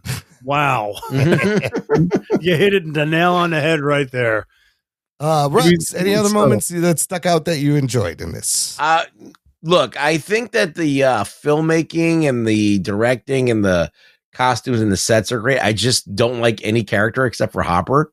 Oh, really? I just don't like any of the kids. I find them I find them pretty annoying. Even Steve, you don't like Steve? Steve's great. Which He's one's Kurt Steve? Russell from Big Trouble in Little China. Which one's Steve? Steve He's is the hair. He's got the hair. Yeah, with the hair. It's his Beamer. It was his BMW that they were driving. I guess he's okay. Jack Burton. He's Jack okay, Burton. but he's okay. He's the one competing for Nancy's affections over Jonathan. I can't even why would you compete for her? She's not like that is a good point. I was she's like, not really worth it. Why is she like Sarah Connor in this season? Oh my God, she's fucking carrying shotguns and just walking in all armed. Yeah, like why is she the leader all of us? I thought Mike was the heart. Or is he just the heart and she's the brains? Like, yeah, I don't believe a lot of this stuff because I feel like it's just we wrote it this way. So this guy's gonna be really into this girl and for no apparent reason. So it's like a lot of this stuff is I don't feel as organic as it should be. But I do like the plot and the fact that they're trying to hunt this demon down and the odds are stacked against them and they're trying to outthink the army and they're trying to fucking figure out what they can use and how they can kind of like stack the deck in their favor. Now they found that other girl that's been locked up in there. That gives them another tool. So I'm into all of that. That's what I love about the show. It's good narrative and it's good. Like, you could have fun with that. Like, how are they going to fucking kill him? All right, cool. So I mean, I'm I into felt that. It was very focused. It moved pretty well. There was some scenes that slowed it down a little bit, but they made so many plans. They just made like 7 plans, plan after plan. But they got these crawls they're doing, and they're like, okay, we're gonna do this, and then they find the wall, the giant fleshy wall in a circle, and they can't get through it, and they can't get through. I think I agree with you. The production. It's top notch. The money is on the screen. Like everything looks great. Yeah, the money I didn't fucking get from my 12-hour days not went to that fucking job. Stranger Things. You should have got the Stranger Things job. I think that wall is created by what's her name? Number 8. I think that's why she's in there because she's in the center. She's in the center. There's a whole isn't the army base behind that wall? Well, they think Vecna and Holly is behind that wall, but remember, Dustin was like, actually, it's all the center is the Hawkins lab. Isn't that where all that shit goes down? Right. Where's that army research lab that's in the Upside Down? See, it's a little confusing, but they got fucking helicopters and a whole base and they're just hanging out under there. It's kind of crazy. Because like my wife, we were watching and she's like, where's all those bad creatures that killed Eddie? And I'm like, I think she's doing something to protect all of them so they can do their research. I think that's why she's in that room. That makes sense. That makes sense. They have her because that's what she does. She creates what you want, like what she wants you to see. Oh, that's right. She changes reality is her power. See, if you binged all 4 seasons like I did, that's why I had no idea what the fuck she's doing. So the other big story is Holly, Mike's sister, right? Yeah. Which I don't even remember her from the early seasons. Was there always a Holly? Is this a different? Yeah, she was there, but they aged her up like a lot. Because now you need new kids. Like the kids aged out, so they bring in new kids. So Holly getting snatched. The scene where her mom fights the demo in the house, I thought was pretty good because she gets a couple of good fucking stabs with that bottle in there. But then both of the parents are down. And I got to mention, I think MVP of this whole thing is fucking dipshit Derek. He was my favorite. He was so funny. Every time he said, suck my fat one. What do you guys think of Derek? I thought he was a great addition to the cast. Oh, he can't fucking act. You could tell they got him from community theater, which is what happened. He's so funny though. Like when his parents collapse, he's just cackling like an idiot. And I will say, and you guys can back me up, but his fucking room Oh, his room was is like, great. Oh my god! I wanted- G.I. Joe yes. posters. I was like, He oh had my a god! whole arcade console in there, and he's playing Yes. Nintendo. The room and was this amazing. Transformers. Oh yeah, I was like looking at all the decorations. I and paused shit. it. I was like, "This is a fantastic '80s room. I wish I could go there right Yeah. now." Yeah, I was like, if I didn't grow up like kind of like almost poor, that would have been my room. And then we have something interesting they do with Max's character, who we learn after the end of last season, she's in a coma, and the kids are there. Lucas is there. Kate Bush is running up that hill, still playing an important role this season. But I was like, how are they going to work this in? And I kind of like the way they brought her in. Henry takes Holly to a house in his memory that's like normal, and it's like a period to keep her safe. And then Max lures her out with a map through the forest to a place Vecna can't go into. And she's been there the whole time trying to figure out how to get the fuck out of there. So I am really curious to see how these two, they're going to be fighting him from inside.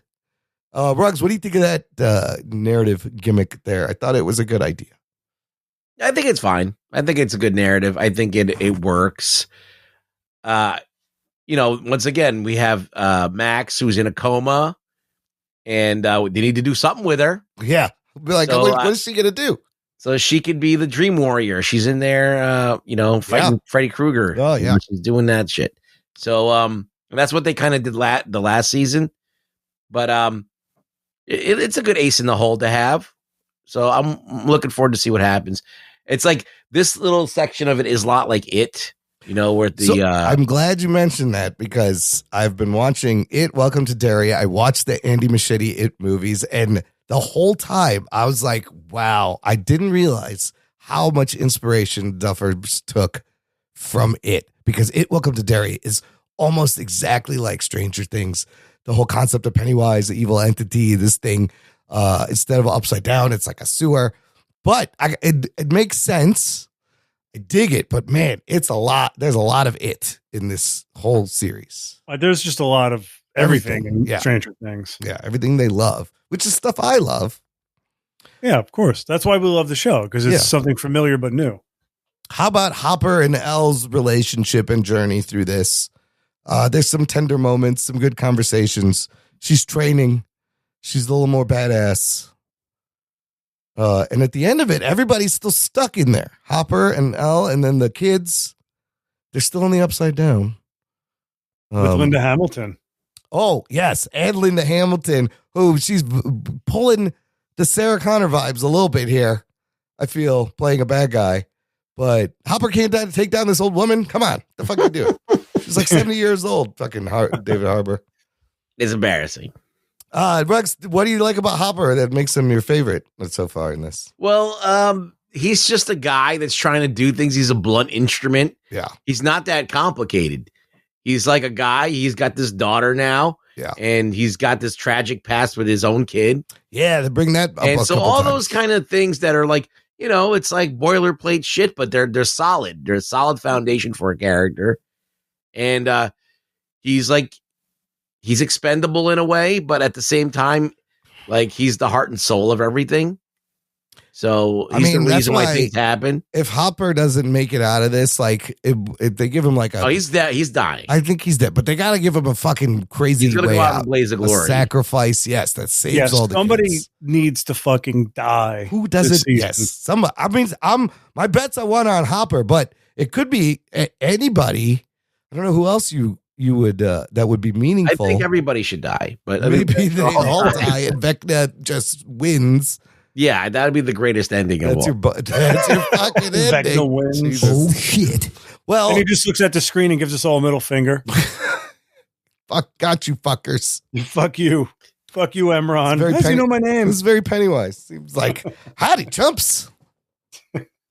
What else did we like in Volume 5? They use a lot of callbacks to previous seasons. They're using the tunnels that we discovered in Season 2.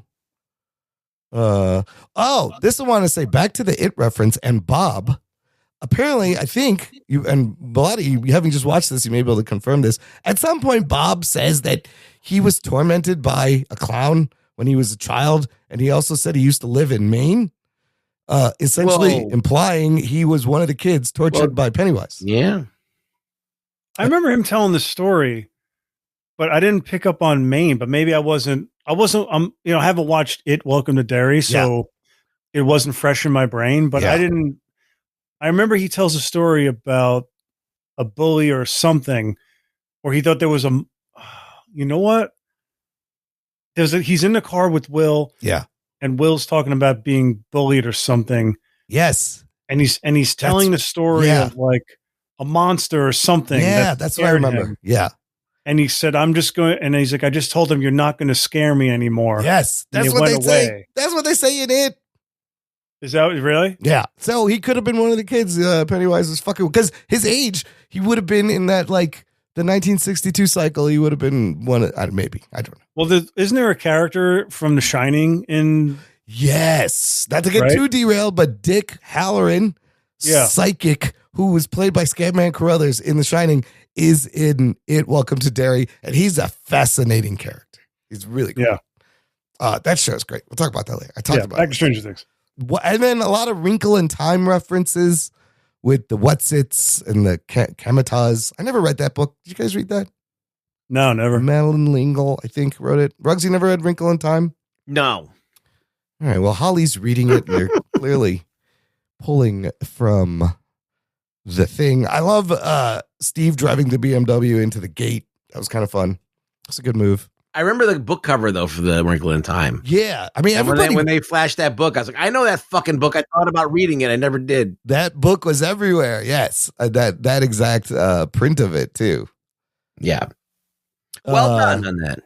Yeah. No, I do love Derek, and the whole plan to drug the whole family and kidnap them is fucking so crazy. And Erica has to inject the girl because she didn't eat the pie. And she's like, well, you should have ate your goddamn pie. Yeah, that was pretty funny, actually. And then they just fucking kidnap all of them. But it's pretty wild. Yeah. And I love, the whole plan to get them out of the bathroom on the barracks. That was a lot of fun. And then you get the leak in the water pipe and they get caught. And then that whole sequence in the one shot following them around in the middle as the fucking several Demogorgons attack was fantastic. It was really that was crazy. It was really well done. I was like, this is so cool. Yeah, that was fantastic. In the meantime, Murray's driving that truck and then they got kids and they're attacked and the fucking truck flips. God, I wish I remembered any of this. When did you watch this? I went back and watched them again. You're an asshole. I watched them like not the week that it came out, the following week. So I don't know. It's a forgettable show. I will say that. Like, I remember very distinct things from like The Sopranos, Oz, Sex in the City. Yeah. You know, those are really the only shows I really watch, but from HBO. But like I remember like Saved by the Bell, 90210. Like I remember distinct things from all these shows. But Stranger Things, so much happens in each episode. And so there's so much dialogue and explanation and plans and characters. Lots of and the characters keep growing, which is why they should have killed off Robin and Max in season 4. It's just so much going on. It's so hard to remember everything. I mean, I was even confused when I started watching this. I forgot who was related to who and who was the Myers family. I couldn't figure that out either. But that's because they wait 2 years before each season. Exactly. And 10 years has passed. And how are you going to remember all this shit? That's I was going to say, I was reading something about, I don't know, someone was like shared like a meme or like a screen cap on Twitter. I think from someone that works on Netflix or whatever. And they're like, well, you know, we did have COVID that shut things down for a year. We had the strikes that shut things down. And I'm like, that was like 2 years out of 10. Yeah. That is the main problem, is that it's taken them 10 years to give us 49 episodes of shit. You know, 8-10 episodes at a time. You're not going to remember. You're not going to remember this. Like 3 seasons worth. It took them 10 years. But I will say, when I was watching everything in real time, I remember there was a certain point in season 4 where I'm like, this is amazing. I love Vecna. I love the story. But we're at a point with this show in this world that if the greater public, like if this is still a secret to the greater public after this season, then I'm done with the show, because you need to get the military involved. You need to get the government involved. I see. More so. They did that. And they did that. Like at the end of that season, it goes wide. And so at this show, I was like, oh, this is great. Like they're going to go wide with it. So it starts off where Robin is basically a World War II. What do you call them? They were like the Good Morning, like Robin Williams' Good Morning Vietnam. No, in World War, similar to that, but there were these like DJs in World War II that were giving the Allies like secret messages through their like, coded, and I can't remember what the hell their names were, but I saw that like it's basically this season is like a war story, the same way like War for the Planet of the Apes is like a prison story, and Dawn of was like, you know what I mean? Like there's all like okay, this is the war version of this show. And I was like, okay, this is cool. They're like fighting like the French resistance fighters fighting underground, right? And I'm all about that shit. But if episode 4 didn't happen, I would have just been like, this is the fucking dumbest thing ever. Like they need to like Vecna needs to show up. The army needs to confront, like something needs to happen with the military presence, you know? So I was very, very glad to see that happen. Like they're doing the things I want to see them do. Yeah. They just have way too many fucking characters at this point. Yeah. And it's getting harder to write compelling stories for those characters. Like I said, the whole Russian sidebar was kind of unnecessary for season 4. You could have really, like Joyce didn't need to be over there. Like they ran out of stuff for her to do. Yeah.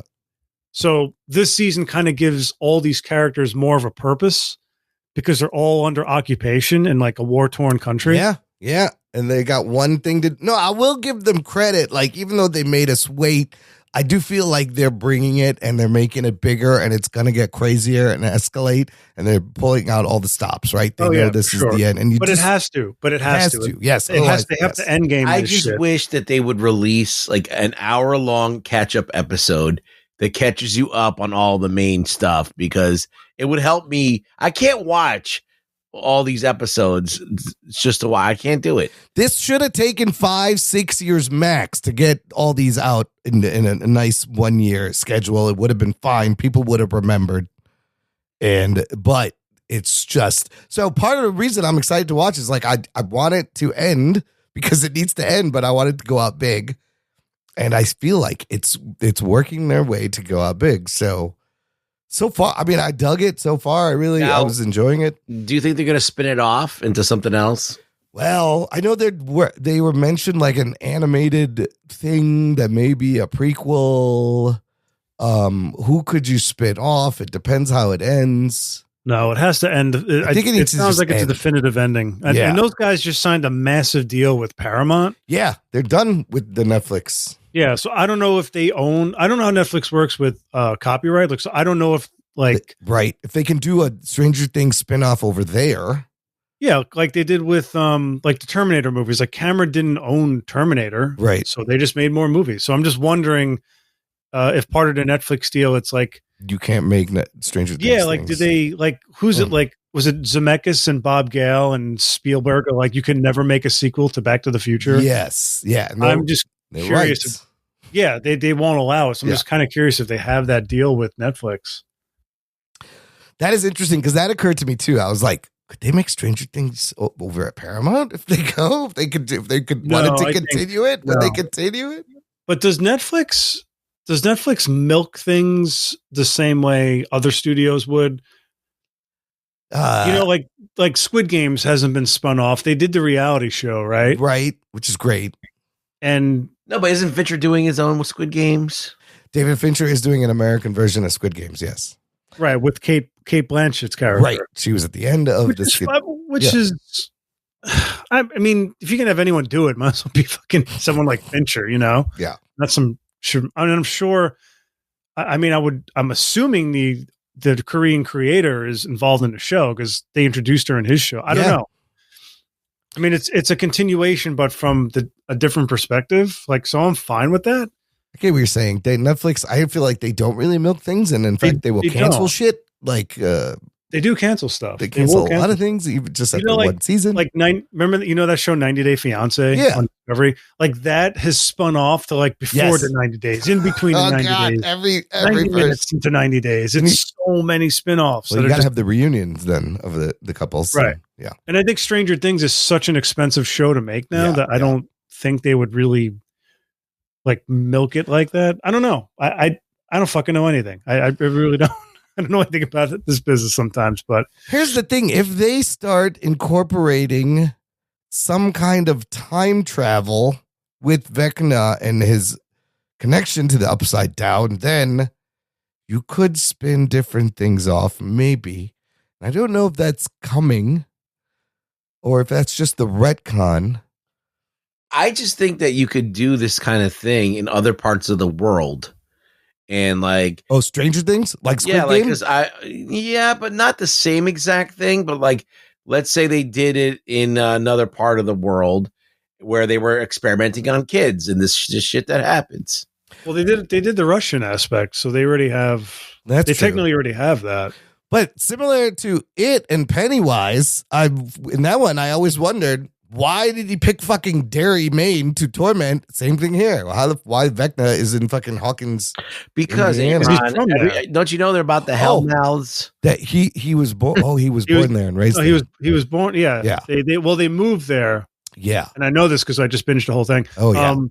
But his father was a World War II veteran, and then they moved to Indiana. Right. And they moved into that house. They moved to Hawkins, and that's where it all sort of started with them. Well, and then all of this starts because of 11, essentially, right? Basically, yeah. When he was in the. They were kids. She was like really young when they started working together. In that they started hospital training together. where all the kids were, right? And he was number one. He was an orderly. But he had an inhibitor chip implanted in his neck. Right. And he manipulated 11 into helping him remove the chip.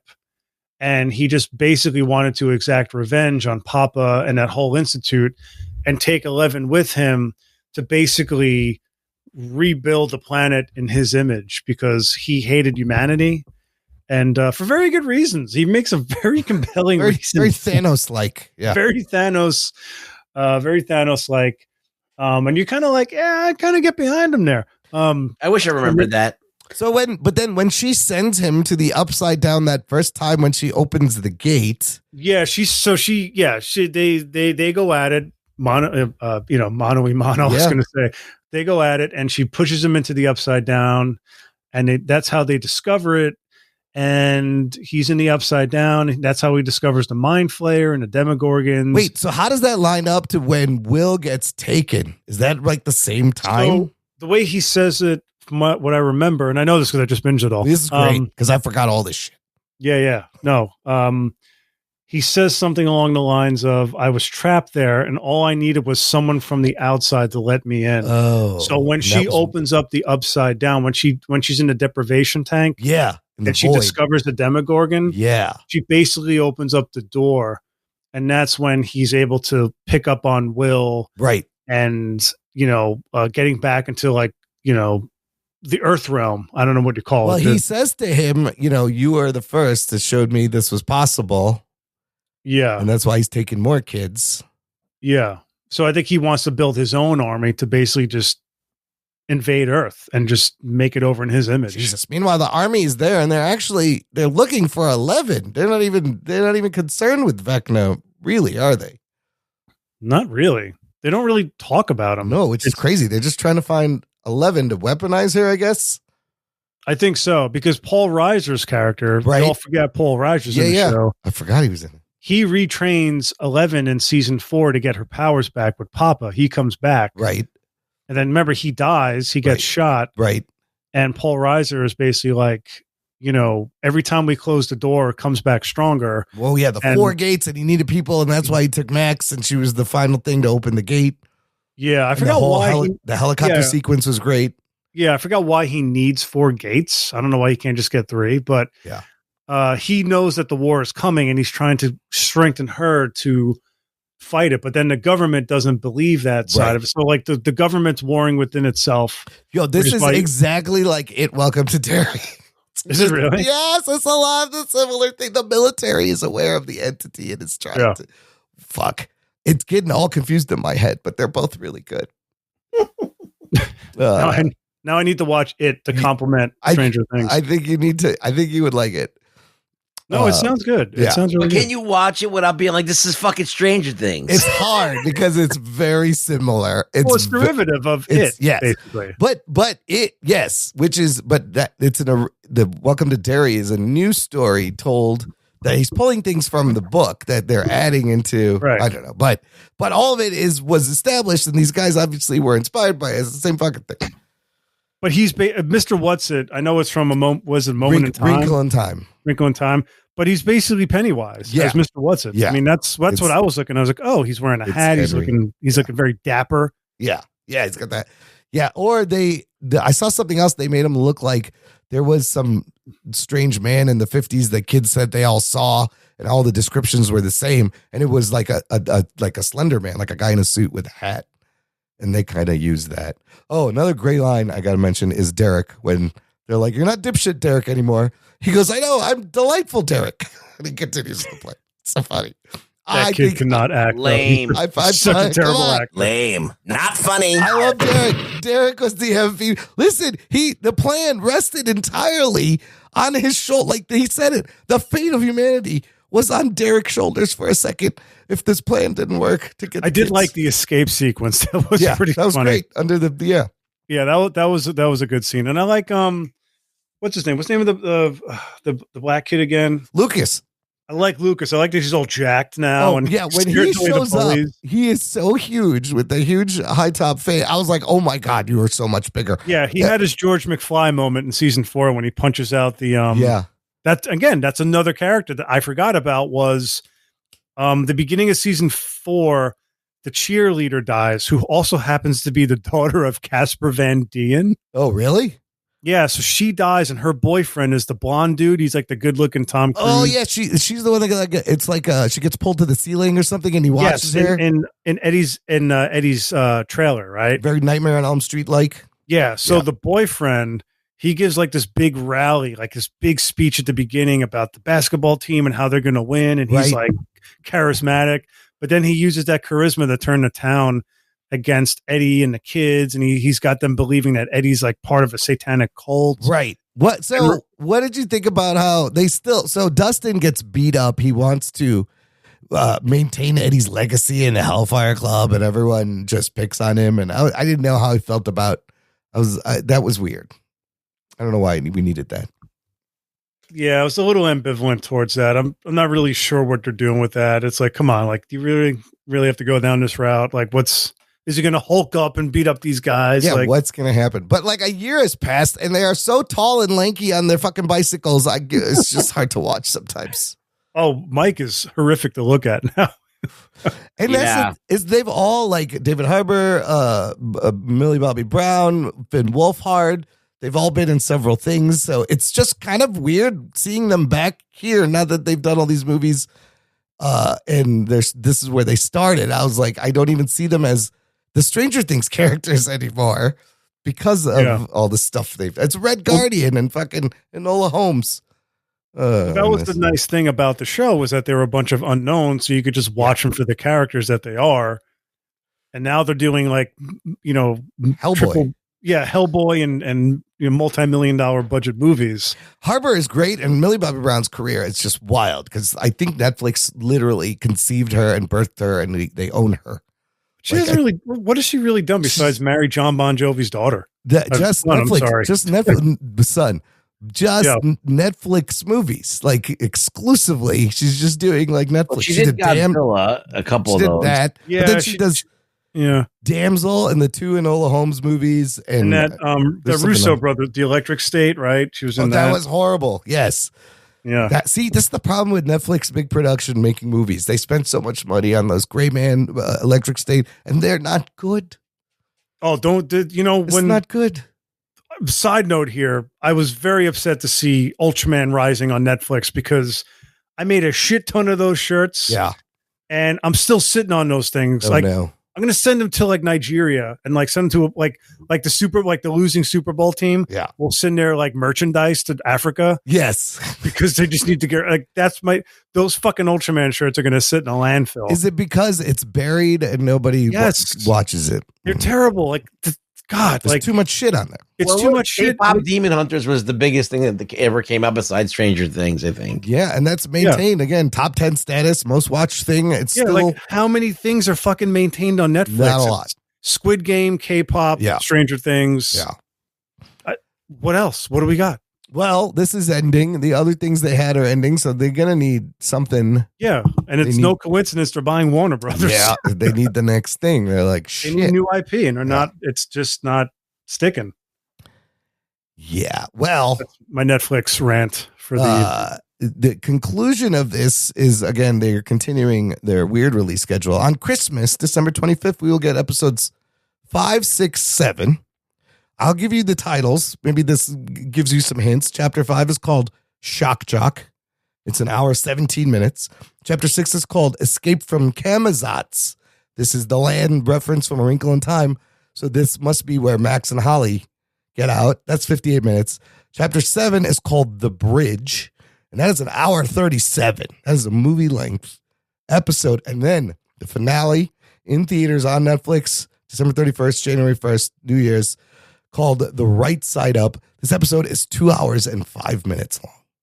Cool. So we have 1, 2, 3, 4 hours, 4.5 hours, almost 5 hours left for this show to wrap up. They just put out a new trailer for Volume 2, and oh shit! Wow, shit! Whoops! I'm gonna hit it twice because it goes pretty hard. Bellotti, what things stuck out to you? There's a couple interesting things in this trailer. There's a lot going on in this trailer. Yeah. It definitely looks epic. Yeah, it looks like they are breaching the real world. Yeah, it looks grand in scale, and I'm hoping it's just fucking full throttle, pedal to the metal. It should be. Just I don't want any fucking exposition. I don't want any explanations. Yeah. Just fucking. They just need to go all out with the action at this point. Oh, you know it's going to be a lot of filler talking. Of course it is. I'm walking in. Cut out the filler. Yeah. Ruggs, what do you think of this trailer? What gets you excited for this? Looks pretty cool. It looks like all the power kids are going to combine. Yeah. And take on Vecna. You got people shooting guns and shit blowing up. Yo, you got Nancy popping out of that truck like fucking Rambo with the machine gun and shit. Also, that was something. That's crazy. I like when Dustin says everything we knew about the Upside Down was dead wrong. You notice Linda Hamilton, she got stabbed, but she's all right. She's in there still fucking shooting at him. And then Vecna is like, no, it's the time. And looks like he's taken over, trying to take over the outside, everything. Let's go big, people. Holy shit. This looks great. I can't wait. Christmas. And then New Year's, we will wrap all this up. Should we give this volume 1 a grade? If you had to rate this so far, what do you think? On a scale of 1 to 10? Yeah. I think it's good. I think it was good for what, like, even if you've never seen Stranger Things, yeah, and you put this on, you'll be about as knowledgeable about it as I did, and I watched everything. Yeah, because everybody forgot all of it. Yeah, and I still enjoyed it though. Yeah, I still got what was going on. And I still was able to kind of jump in and enjoy it. I forgot like all the relationship dynamics. I remember like who was into who and who was dating who. I forgot about all that shit. I did forget that also. I forgot about the brother, the brother that likes her, Nancy. I don't know. Yeah, Jonathan, Steve, Nancy triangle. Lucas is into Max. What happened to Dustin? About that shit. Dustin had a girlfriend and they sang Never Ending Story to each other. And then she fucked off. Oh my God, I forgot about that. And then she fucking fucked off. And then, but it's still enjoyable, even if you don't remember any of that shit. Mike is into 11, right? They had a thing. No, they still have a thing. And then Hopper and Joyce. Oh yeah, are together. Guy. He's barely Finn Wolfhard. He's hardly in this fucking thing. Yeah, you don't need him. Yeah, he's kind of useless. Yeah, I would give it like an 8 out of 10 right now. I'm digging it. What do you think, Bellotti? Yeah, I mean, as long as they stick the landing, which I think they will. Yeah. But it's basically going to be Will, 11, and number 8. Number 8. What's her name? I think it's Collie? Molly? Collie. Yeah, Collie. Yeah, I think it's going to be them teaming up. It's exactly what I thought, but I don't know what that like churning sun looking thing is. Yeah, where he's like mother of God, and there's fucking something in the air. They just need to really explain or just give some answers to everything. You know what I mean? Like, we know the whole Vecna story. We know his backstory, but now they need to give us a little bit more about the Upside Down. Yeah. What the military's plan is, which I'm sure is just weaponizing this shit. Yeah. And just giving everyone a satisfying conclusion. Lots of closure. Yes, they need to tie up any loose ends. I mean, the heart and soul of this has got to be Hopper and 11. Yeah. But it all starts with Will. And also. Max and Will, And Will. Like, it all started with Will, really. Yeah, but Will was never a character that you liked. Yeah. He was just he was like the MacGuffin. Right. They had to get him back. Right. He was out the whole time and they had to find him. And then it was about like Hopper trying to get 11 and protect her, and 11 making friends with people and figuring out. I think I've said this on the show before, but Hopper from Stranger Things and Joel from The Last of Us both had a daughter named Sarah who died and got a new daughter named Ellie, and 11. It's a weird similarity. It's a trope. It's a trope. It's a trope. It's a popular trope. It's AI. It's all AI. The next season of Stranger Things original bullshit. Yeah, will be AI. All right, good discussion about Stranger Things. I'm glad, John, you came on. You watch it because Anthony does not watch Stranger Things, and I always want to talk about it. He's watching musicals. Yeah. Yes, if it was a musical, he would watch. He's watching a musical. He's at the chorus line right now, and then he's gonna go see Chicago. And I told him, you want to watch musicals? We should review Jesus Christ Superstar, Fiddler on the Roof, Hamilton. Let's fucking go. You want to do musicals? Let's fucking go. I'm right there. Fucking Wicked. Fucking Wicked. Let's watch Cameron loves a good musical. I love a good musical. And as much as I love musicals, I'm like, Wicked's just okay, man. It's all right. Yeah. There's other better ones. Anyways, let's finish how we do. What are we watching? Bellotti, you watch anything interesting you would like to mention? Turn on our listener recommendations. We watched Alien Earth. Well, by we, I mean my wife ended up watching it because I kind of lost interest in it. Okay. I'm a squeamish kind of guy, and that there was one episode where they're doing like open heart surgery on a guy, and these aliens are inside his body. I'm like, fuck! Like I couldn't sit through it, but I did watch how it ended with her. Okay. We were so busy watching all 4 seasons of Stranger Things. That's what you were watching. We were watching that. And obviously the new season. I mean, and aside from that, whenever you guys ask me this, it's always like shit that you guys aren't going to, well, maybe Rogue Boy, but I'm watching like the new Ultraman show. Yeah, kaiju content. Kamen Rider Zets. I'm watching old Kamen Rider stuff. You know, my usual go-to. But yeah, Stranger Things kind of took up a lot of time for us. Now, that's some good work you did binging that because it was helpful in this discussion because I forgot a lot of those things. I did. Well, that was all my wife because she was like, I forgot everything. And I'm like, no, you don't remember this one and that. But I'm glad she said that because I forgot it. Like I said, Bob, I forgot about the guy that worked at the pizza place. That guy with the long hair. What was his name? Yeah. He was great. What happened to him? I don't know. He was the Mexican dude. I can't remember what the hell his name was. He was hilarious. I loved him. Yeah. So that's Alien Earth was like the last thing. Okay. Like, we just watched Eddington. Did you see that movie? Oh, you know what? I've been meaning to watch that. Anthony saw it and he said it was pretty good. What'd you think? It was pretty good. Yeah. It's it's up there with Idiocracy and sort of shining, like putting a mirror to like American culture, like where we're at right now, where we were during COVID. Right. COVID era commentary is interesting. Actually. Yes, there's a lot of commentary. Like it's really funny with the way they make fun of white liberals in the show. Yeah. It's the movie. So that was really good. And we saw I gotta check that out. The hell else did we see? I can't remember. We watched so much shit. We just watched Christmas with the Cranks last night. You got to throw in a Christmas movie. Yeah. You got to watch Home Alone every year also. It's very important. Oh, yeah. Part 2 is like it's like an all-timer for me. Oh, you like 2 better than 1? I do because it's New York. Yeah, it's true. It's got that. It's the same movie. It's the same movie, with but the New York magic in the background and it's everything. New York magic, and Donnie's in it, which is hilarious. which it's really funny. Yeah, It's kind of great. Ruggs, you watch anything notable this week there? I started that samurai show. Oh, Last Samurai Standing. Yeah, it's all right. It's pretty good, right? I thought I had a good time with that. I you know what? I'm watching it, but like I'm not like raring to go. Like I actually put on another show, and I was like, oh, I'd rather watch this.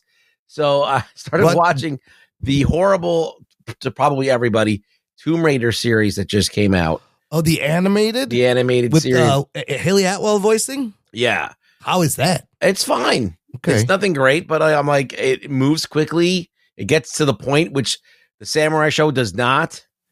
And I think it's well done, the Samurai show, Last Samurai Standing, but I feel like I'm like waiting for things to happen more than they're happening. It does take a little time to get going, but every episode has kind of a cool action scene, and it does pick up towards the end. Yeah, but I'm not really interested in what's going on. Okay. I see that. You want to know what it is? It's like it wants to be too many things at once. It's Shogun meets Squid Game. It wants to be like a serious like samurai thing, right? But then there's like people passing around drawings, like they're fucking photographs, and like silly shit like that like doesn't go with the like. If you're gonna do that, like I want a more silly kind of a like more fun, or keep it more grounded. Basically, yeah, or it's like either way, it's like grounded enough to be boring. Yeah. Like then, like I don't want to see the fucking cartoony shit that you're doing. The action scenes are very good, though. The choreography, no, I do like them. Yes, but there's a lot of characters that walk on it and then they die immediately. And I'm like, why did I spend 15 minutes on this guy that's dead now? Well, they got to kill each other to make it to the end, anyways. Like he's gonna run into people. No, I know, but like I'm like I want it to be more urgent. Yeah, and a little bit more engaging. But I do think it's good. I think it's like the feudal Japan aspect when they're locking in and making it grounded. It's really good. And then they do some silly shit. I'm like, well, if you're gonna do some silly shit, let's go crazy. And hopefully there's a second season, because where it ends, he don't get anywhere near to the fucking end of the thing. Yeah. So I'm hoping, but it's cool. Like it's not bad. It's like it's just not. I can't say that I'm locked into it. It's like I'm going to watch it when I have nothing else to watch, and I'll just. I completely get that, and it is one of those shows where you're just like, let me throw one more of these on in between other things. Like there is no sense of like urgency to keep watching. But I'd still rather. It's done well. It's done well. Yeah, and that's all I got. I've been watching the Tomb Raider thing, and that's pretty boilerplate. She's on a This is an all-girl mission for some reason. There's hardly any male characters in this at all, but it's like, and like I don't know. I just think that kind of they're barking up the wrong tree there. But the idea is that they're exploring African masks, okay, and African mythology. Yeah, I guess, and that's kind of cool. Is it as comparable to the Splinter Cell Death Watch vibe there? It's a little bit more playful. Okay. And obviously more magic, but it's still, it's not as animated as well. Okay. So it's a step down, but I still think it's good. Splinter Cell is very good. Oh, you know what? That reminded me. You know what I started watching on YouTube? Yeah. It's an anime called Sword of the Guardians, but it's a Chinese anime. Oh. And I don't know if you guys ever heard of like Ninja Scroll or Blade of the Immortal. Yeah. So it's kind of like Blade of the Immortal. And apparently it's like one of the biggest Chinese comics ever made. Oh. And it's like this swordsman with like a young daughter. Talk about tropes. And his name is Da Mo or something. And he's like this phenomenal swordsman. And I think I'm only on like the third episode. I think there's like 14 total. But it's like all these like guardian swordsmen, like the Chinese, like they love their like gathering of swordsman stories, which I'm there for it because they're always fantastic. But it's fucking great, and I highly recommend if you like any sort of like samurai kung fu swordplay sort of story with like really cool animation and with the Chinese sort of aesthetic, which is kind of unusual because it's always like Japanese. This Chinese animated production, animated in China. Yeah. Yeah, not it's just Japanese. fucking- Interesting. But it's all available on YouTube for free. So highly recommend it if you're into that The stuff. Gathering of the Swordsmen is a lot like Last Samurai Standing. Like that's the premise of the show is they gather all the swordsmen Yeah. and they have to make it to Tokyo and you have to pass through these gates and everybody has a name tag. How you get through the gates, you got to get points. How do you get points? You got to get everybody else's name tag by either just killing them or snatching it off them to proceed. And so essentially only 9 people are going to make it to the end. The guy runs the numbers. He's like, that means only 9 people will make it to the end of this. Right. Everybody else will be dead. And they start with like 256 people or something. Holy shit. Yeah, it's pretty good. Yeah. I checked out, this just came out this weekend, the new Knives Out movie on Netflix, Wake Up Dead Man. You guys fuck with the Knives Out movies? I'm going to watch it at some point. No, not yet. You don't? This one's pretty good. The cast features, of course, Daniel Craig as Benoit Blanc. You got Josh O'Connor, Glenn Close, Josh Brolin is amazing in this. Mila Kunis, Jeremy Renner, Kerry Washington, Andrew Scott's in this. Kaylee Spaney, Thomas Hayden Church, Jeffrey Wright, James Faulkner. It's a great cast. This time around, there is a murder in a priest in a church. A priest gets murdered, and Benoit Blanc comes to help. It's a tad long. It's like 2 hours, 24 minutes. But I really like this because nobody's really making like just an old-fashioned mystery movie. It's very like Agatha Christie, Sherlock Holmes. It reminds me of Poker Face, which is a show Ryan Johnson produced with Natasha Lyonne, where she's like a Columbo. They canceled that fucking show on Peacock. I'm so mad because it's really good. Self-contained murder mystery episodes. But I dug it. It's nobody, you don't really get these a mystery movie. Rugs, I like the other Knives Outs. Yeah, the other ones are very good. And this one takes a little bit to get going, but when they show you the murder right away, you're like, how the fuck did that happen? What the fuck? So you're hooked in until the end. And of course, there's twists and turns. It's not bad. I would give it a whirl. And then I've also talked about this so many times already, but the Welcome to Derry finale just aired and I watched it and it's fucking great. I love this show now and the whole Pennywise lore and the world building. The whole fucking world is fantastic. Bellotti. Check it out. I highly recommend it. Yeah, I'm going to have to. I keep reading about it, and every time I read about it, I'm like, God, that sounds cool. Why am I ruining it for myself? Yeah, don't just watch it because there's some crazy reveals in this last episode, and they're connecting it to the movies, and it's really well done. This is what I'm going to say to Andy Machete. You tried superhero movies, did not go well with The Flash. He has a great handle on this because it's him and his wife are producing this. They made the movies. They got Bill Skarsgård playing Pennywise. The way fucking Pennywise moves is so creepy and so cool. I think Machete, he's in, his name was listed to do the Batman Brave and Bold. Bro, just stick to it, dude. You're very good at this it thing. Give me more it. Welcome to Derry. Because I might have to check it out. You've been talking it up, but you talked about that samurai show too. That's really good too, man. That's good. And this Welcome to Derry, I was surprised about. There's a little bit of dodgy CGI here and there, but by the end of it, he doesn't really go back to that well. And it's all on set. It's a lot of practical. It looks really good. The end is fucking wild. Some great characters. It's gonna remind you of Stranger Things, but try not to get it confused. But I do recommend. It's only 8 episodes, all on HBO Max. Ruggs, are you caught up on the Pluribus? Yes. Okay. Bellotti, you're not watching this. You don't have Apple TV. No, I don't have Apple TV. I do like this show. The first episode was fantastic. The premise hooks you right away. But these last few episodes, especially this last one, it's kind of gotten very decompressed. And the last week, I like when she went to Vegas and she talked to that dude and he knew what they were doing. But this one, literally half the show, she's just hanging out, playing fucking golf, singing to herself, lighting off fireworks. But then I did enjoy the Manusos journey because there was a moment that made me go, oh shit. What do you think so far, Ruggs? Are you still in? Is it I was very annoyed with the decompression. I was like, what the fuck? Why are they dragging this out so long? And I didn't like the fact that she finally broke like that. And that she Yeah, gave in. there's a time jump of like 30 days at the end, right? And then she's like, come back. I'm lonely. Yeah, so I didn't like that she broke, but at the same time, I thought it was stupid that she broke. She did what she did in the first place and isolated herself. So, Right. Yeah, so I feel like a big waste of time.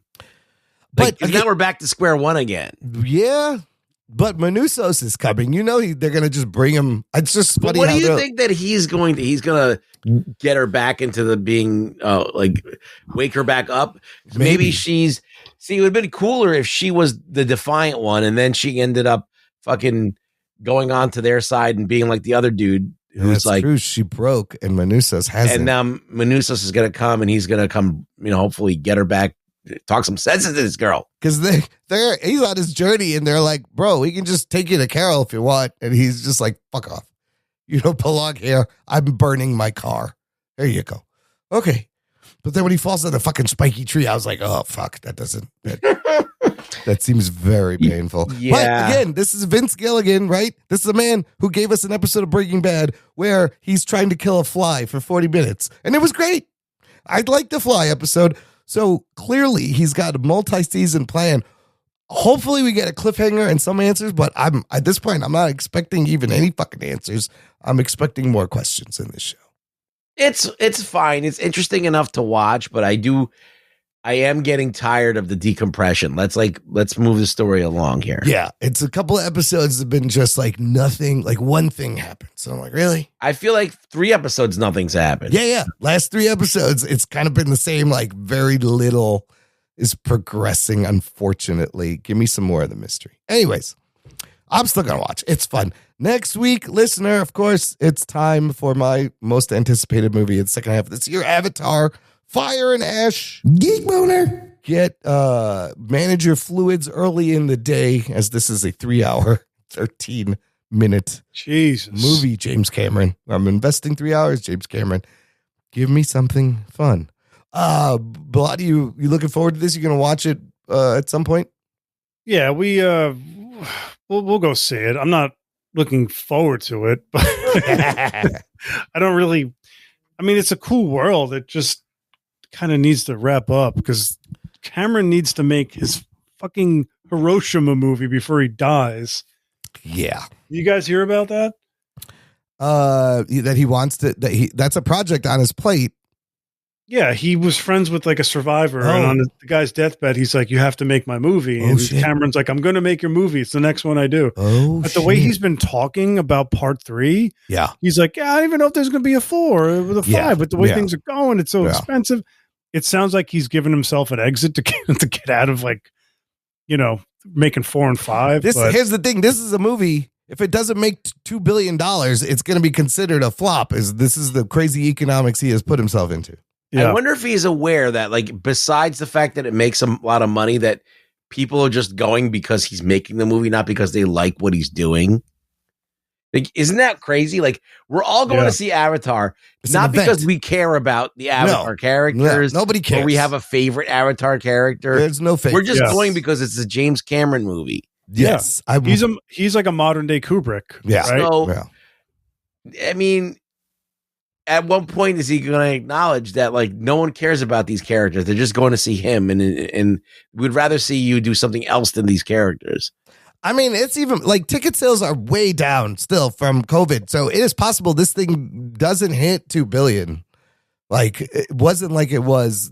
I'm not even saying that I hate these movies. It's just that, I feel like that he's being wasted on these. You got to see it in IMAX 3D. I just want to be immersed in an experience, and then I'll forget about it once it's over, I'm sure. But in the moment, it'll be amazing. Like, I'm not even asking him to make another Terminator or Aliens movie. He might make another Terminator movie. Like, I just him to do something else. Something, because like Titanic. Yeah, it's a very good movie. Yeah, it's a fantastic movie. Yeah.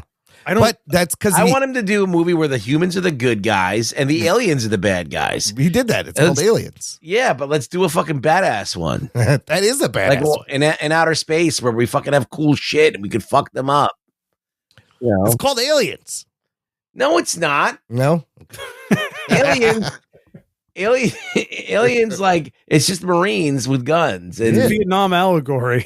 yeah, It's not like a World War. Ruggs wants to see like a World War II aerial dogfight type of story in space. I want to see like Robotech or some shit like that. Robotech would be amazing. I'm Yeah, waiting or 40 Gundam years. or something where like we're fucking shit up and Been waiting 40 there's years. human for- characters at the end of the day. Yeah. Let's do fucking Code Geass or something. Like let's do some fucking crazy ass shit. Like let's do there's a lot of different things you could do. Damn. But I think that the best thing about James Cameron is his human characters. And Now the humans are the villains. and the humans are the bad guys here. Yeah, in the last 3 movies. So, all right. I Well, blame his vegan wife for that. you're fucking vegan. I know. We have a way of bringing worldly issues into the I forefront. mean, he's in really very into, annoying ways. I mean, he's all about like saving the environment now, and he's trying, and he pushes this in. You see him in the Avatar movies, like that's the message. He could do that with Hiroshima. We could do that. Yes, absolutely. Another I want historical to see piece. I just want to see a small personal $30 million movie from him. Right? Give Cameron like $30 to $50 million. Be like, bro, go back to your roots, make Well, I something. don't think they give him that. He's going to tell them Yes. that I'm going to make it for 30. I don't think it's going to be like, oh, we're going to give you this. No. Just not give Cameron. me 30. I can get it done all in the computer now. Yeah. For 30 He's got million. fuck you money. He could say whatever he He wants. does. He really does. He does. All right. I'm here for it. That's it for this week, Bellotti. Thank you so much for hanging out. You want to plug anything? Kaiju Brooklyn. What are we on? 3 coming up? 4, motherfucker. Oh, shit. We're on fucking 4, 2026. yeah, we're Kaiju gonna catch up to Brooklyn Stranger Things soon. Yeah. Soon you'll have more Kaiju Brooklyn than Stranger Things in less time. Isn't that insane? Yeah. When's that happening? May 30th and 31st, 2026. Nice. 2 days. Yeah, 2-day event with a kickoff party. Going to start making some announcements in January. Yeah. Just what's the website? KaijuBrooklyn.com. It's KAIJU Brooklyn.com. It is the premier Kaiju convention on the East Coast. It's the only one that exists in the world. There you the go. only Kaiju convention that ever existed. Holy shit. There you go. Oh, shit. There you go. There's nothing in other cities like in the Midwest or LA. It's only Kaiju Brooklyn. And So you have to come. We went to, where were we at? 2? It's a lot 2, of- yeah. It's a lot of fun. Maybe I'll just go to the even numbers. I don't know. Star Trek movies. You're gonna Yes, do just the even Star Trek. The even Star Trek movies.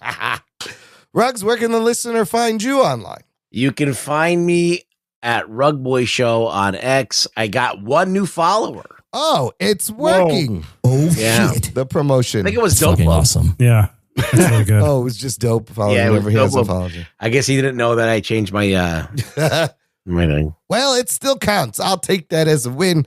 In the meantime, listener, you can also visit our website, jockandnerd.com, for all the ways to support and get in touch with the show. But the most important thing, of course, share the show. Post it to your socials, send it to a friend, turn on a new listener. We would appreciate it. Thank you for listening to the Jock and Nerd Podcast. My name is Imran. Oh, my name is Rug Boy. He's the Rug Boy. And he's the nerd. We'll peep you next time. I offered you a chance to be a cop, And I you blew blew it. it. Yeah, I know. Somebody touch my spaghetti. Oh, that's racist. Racist Sometimes it may be good, sometimes it may be shit. war racism. Jock and Nerd.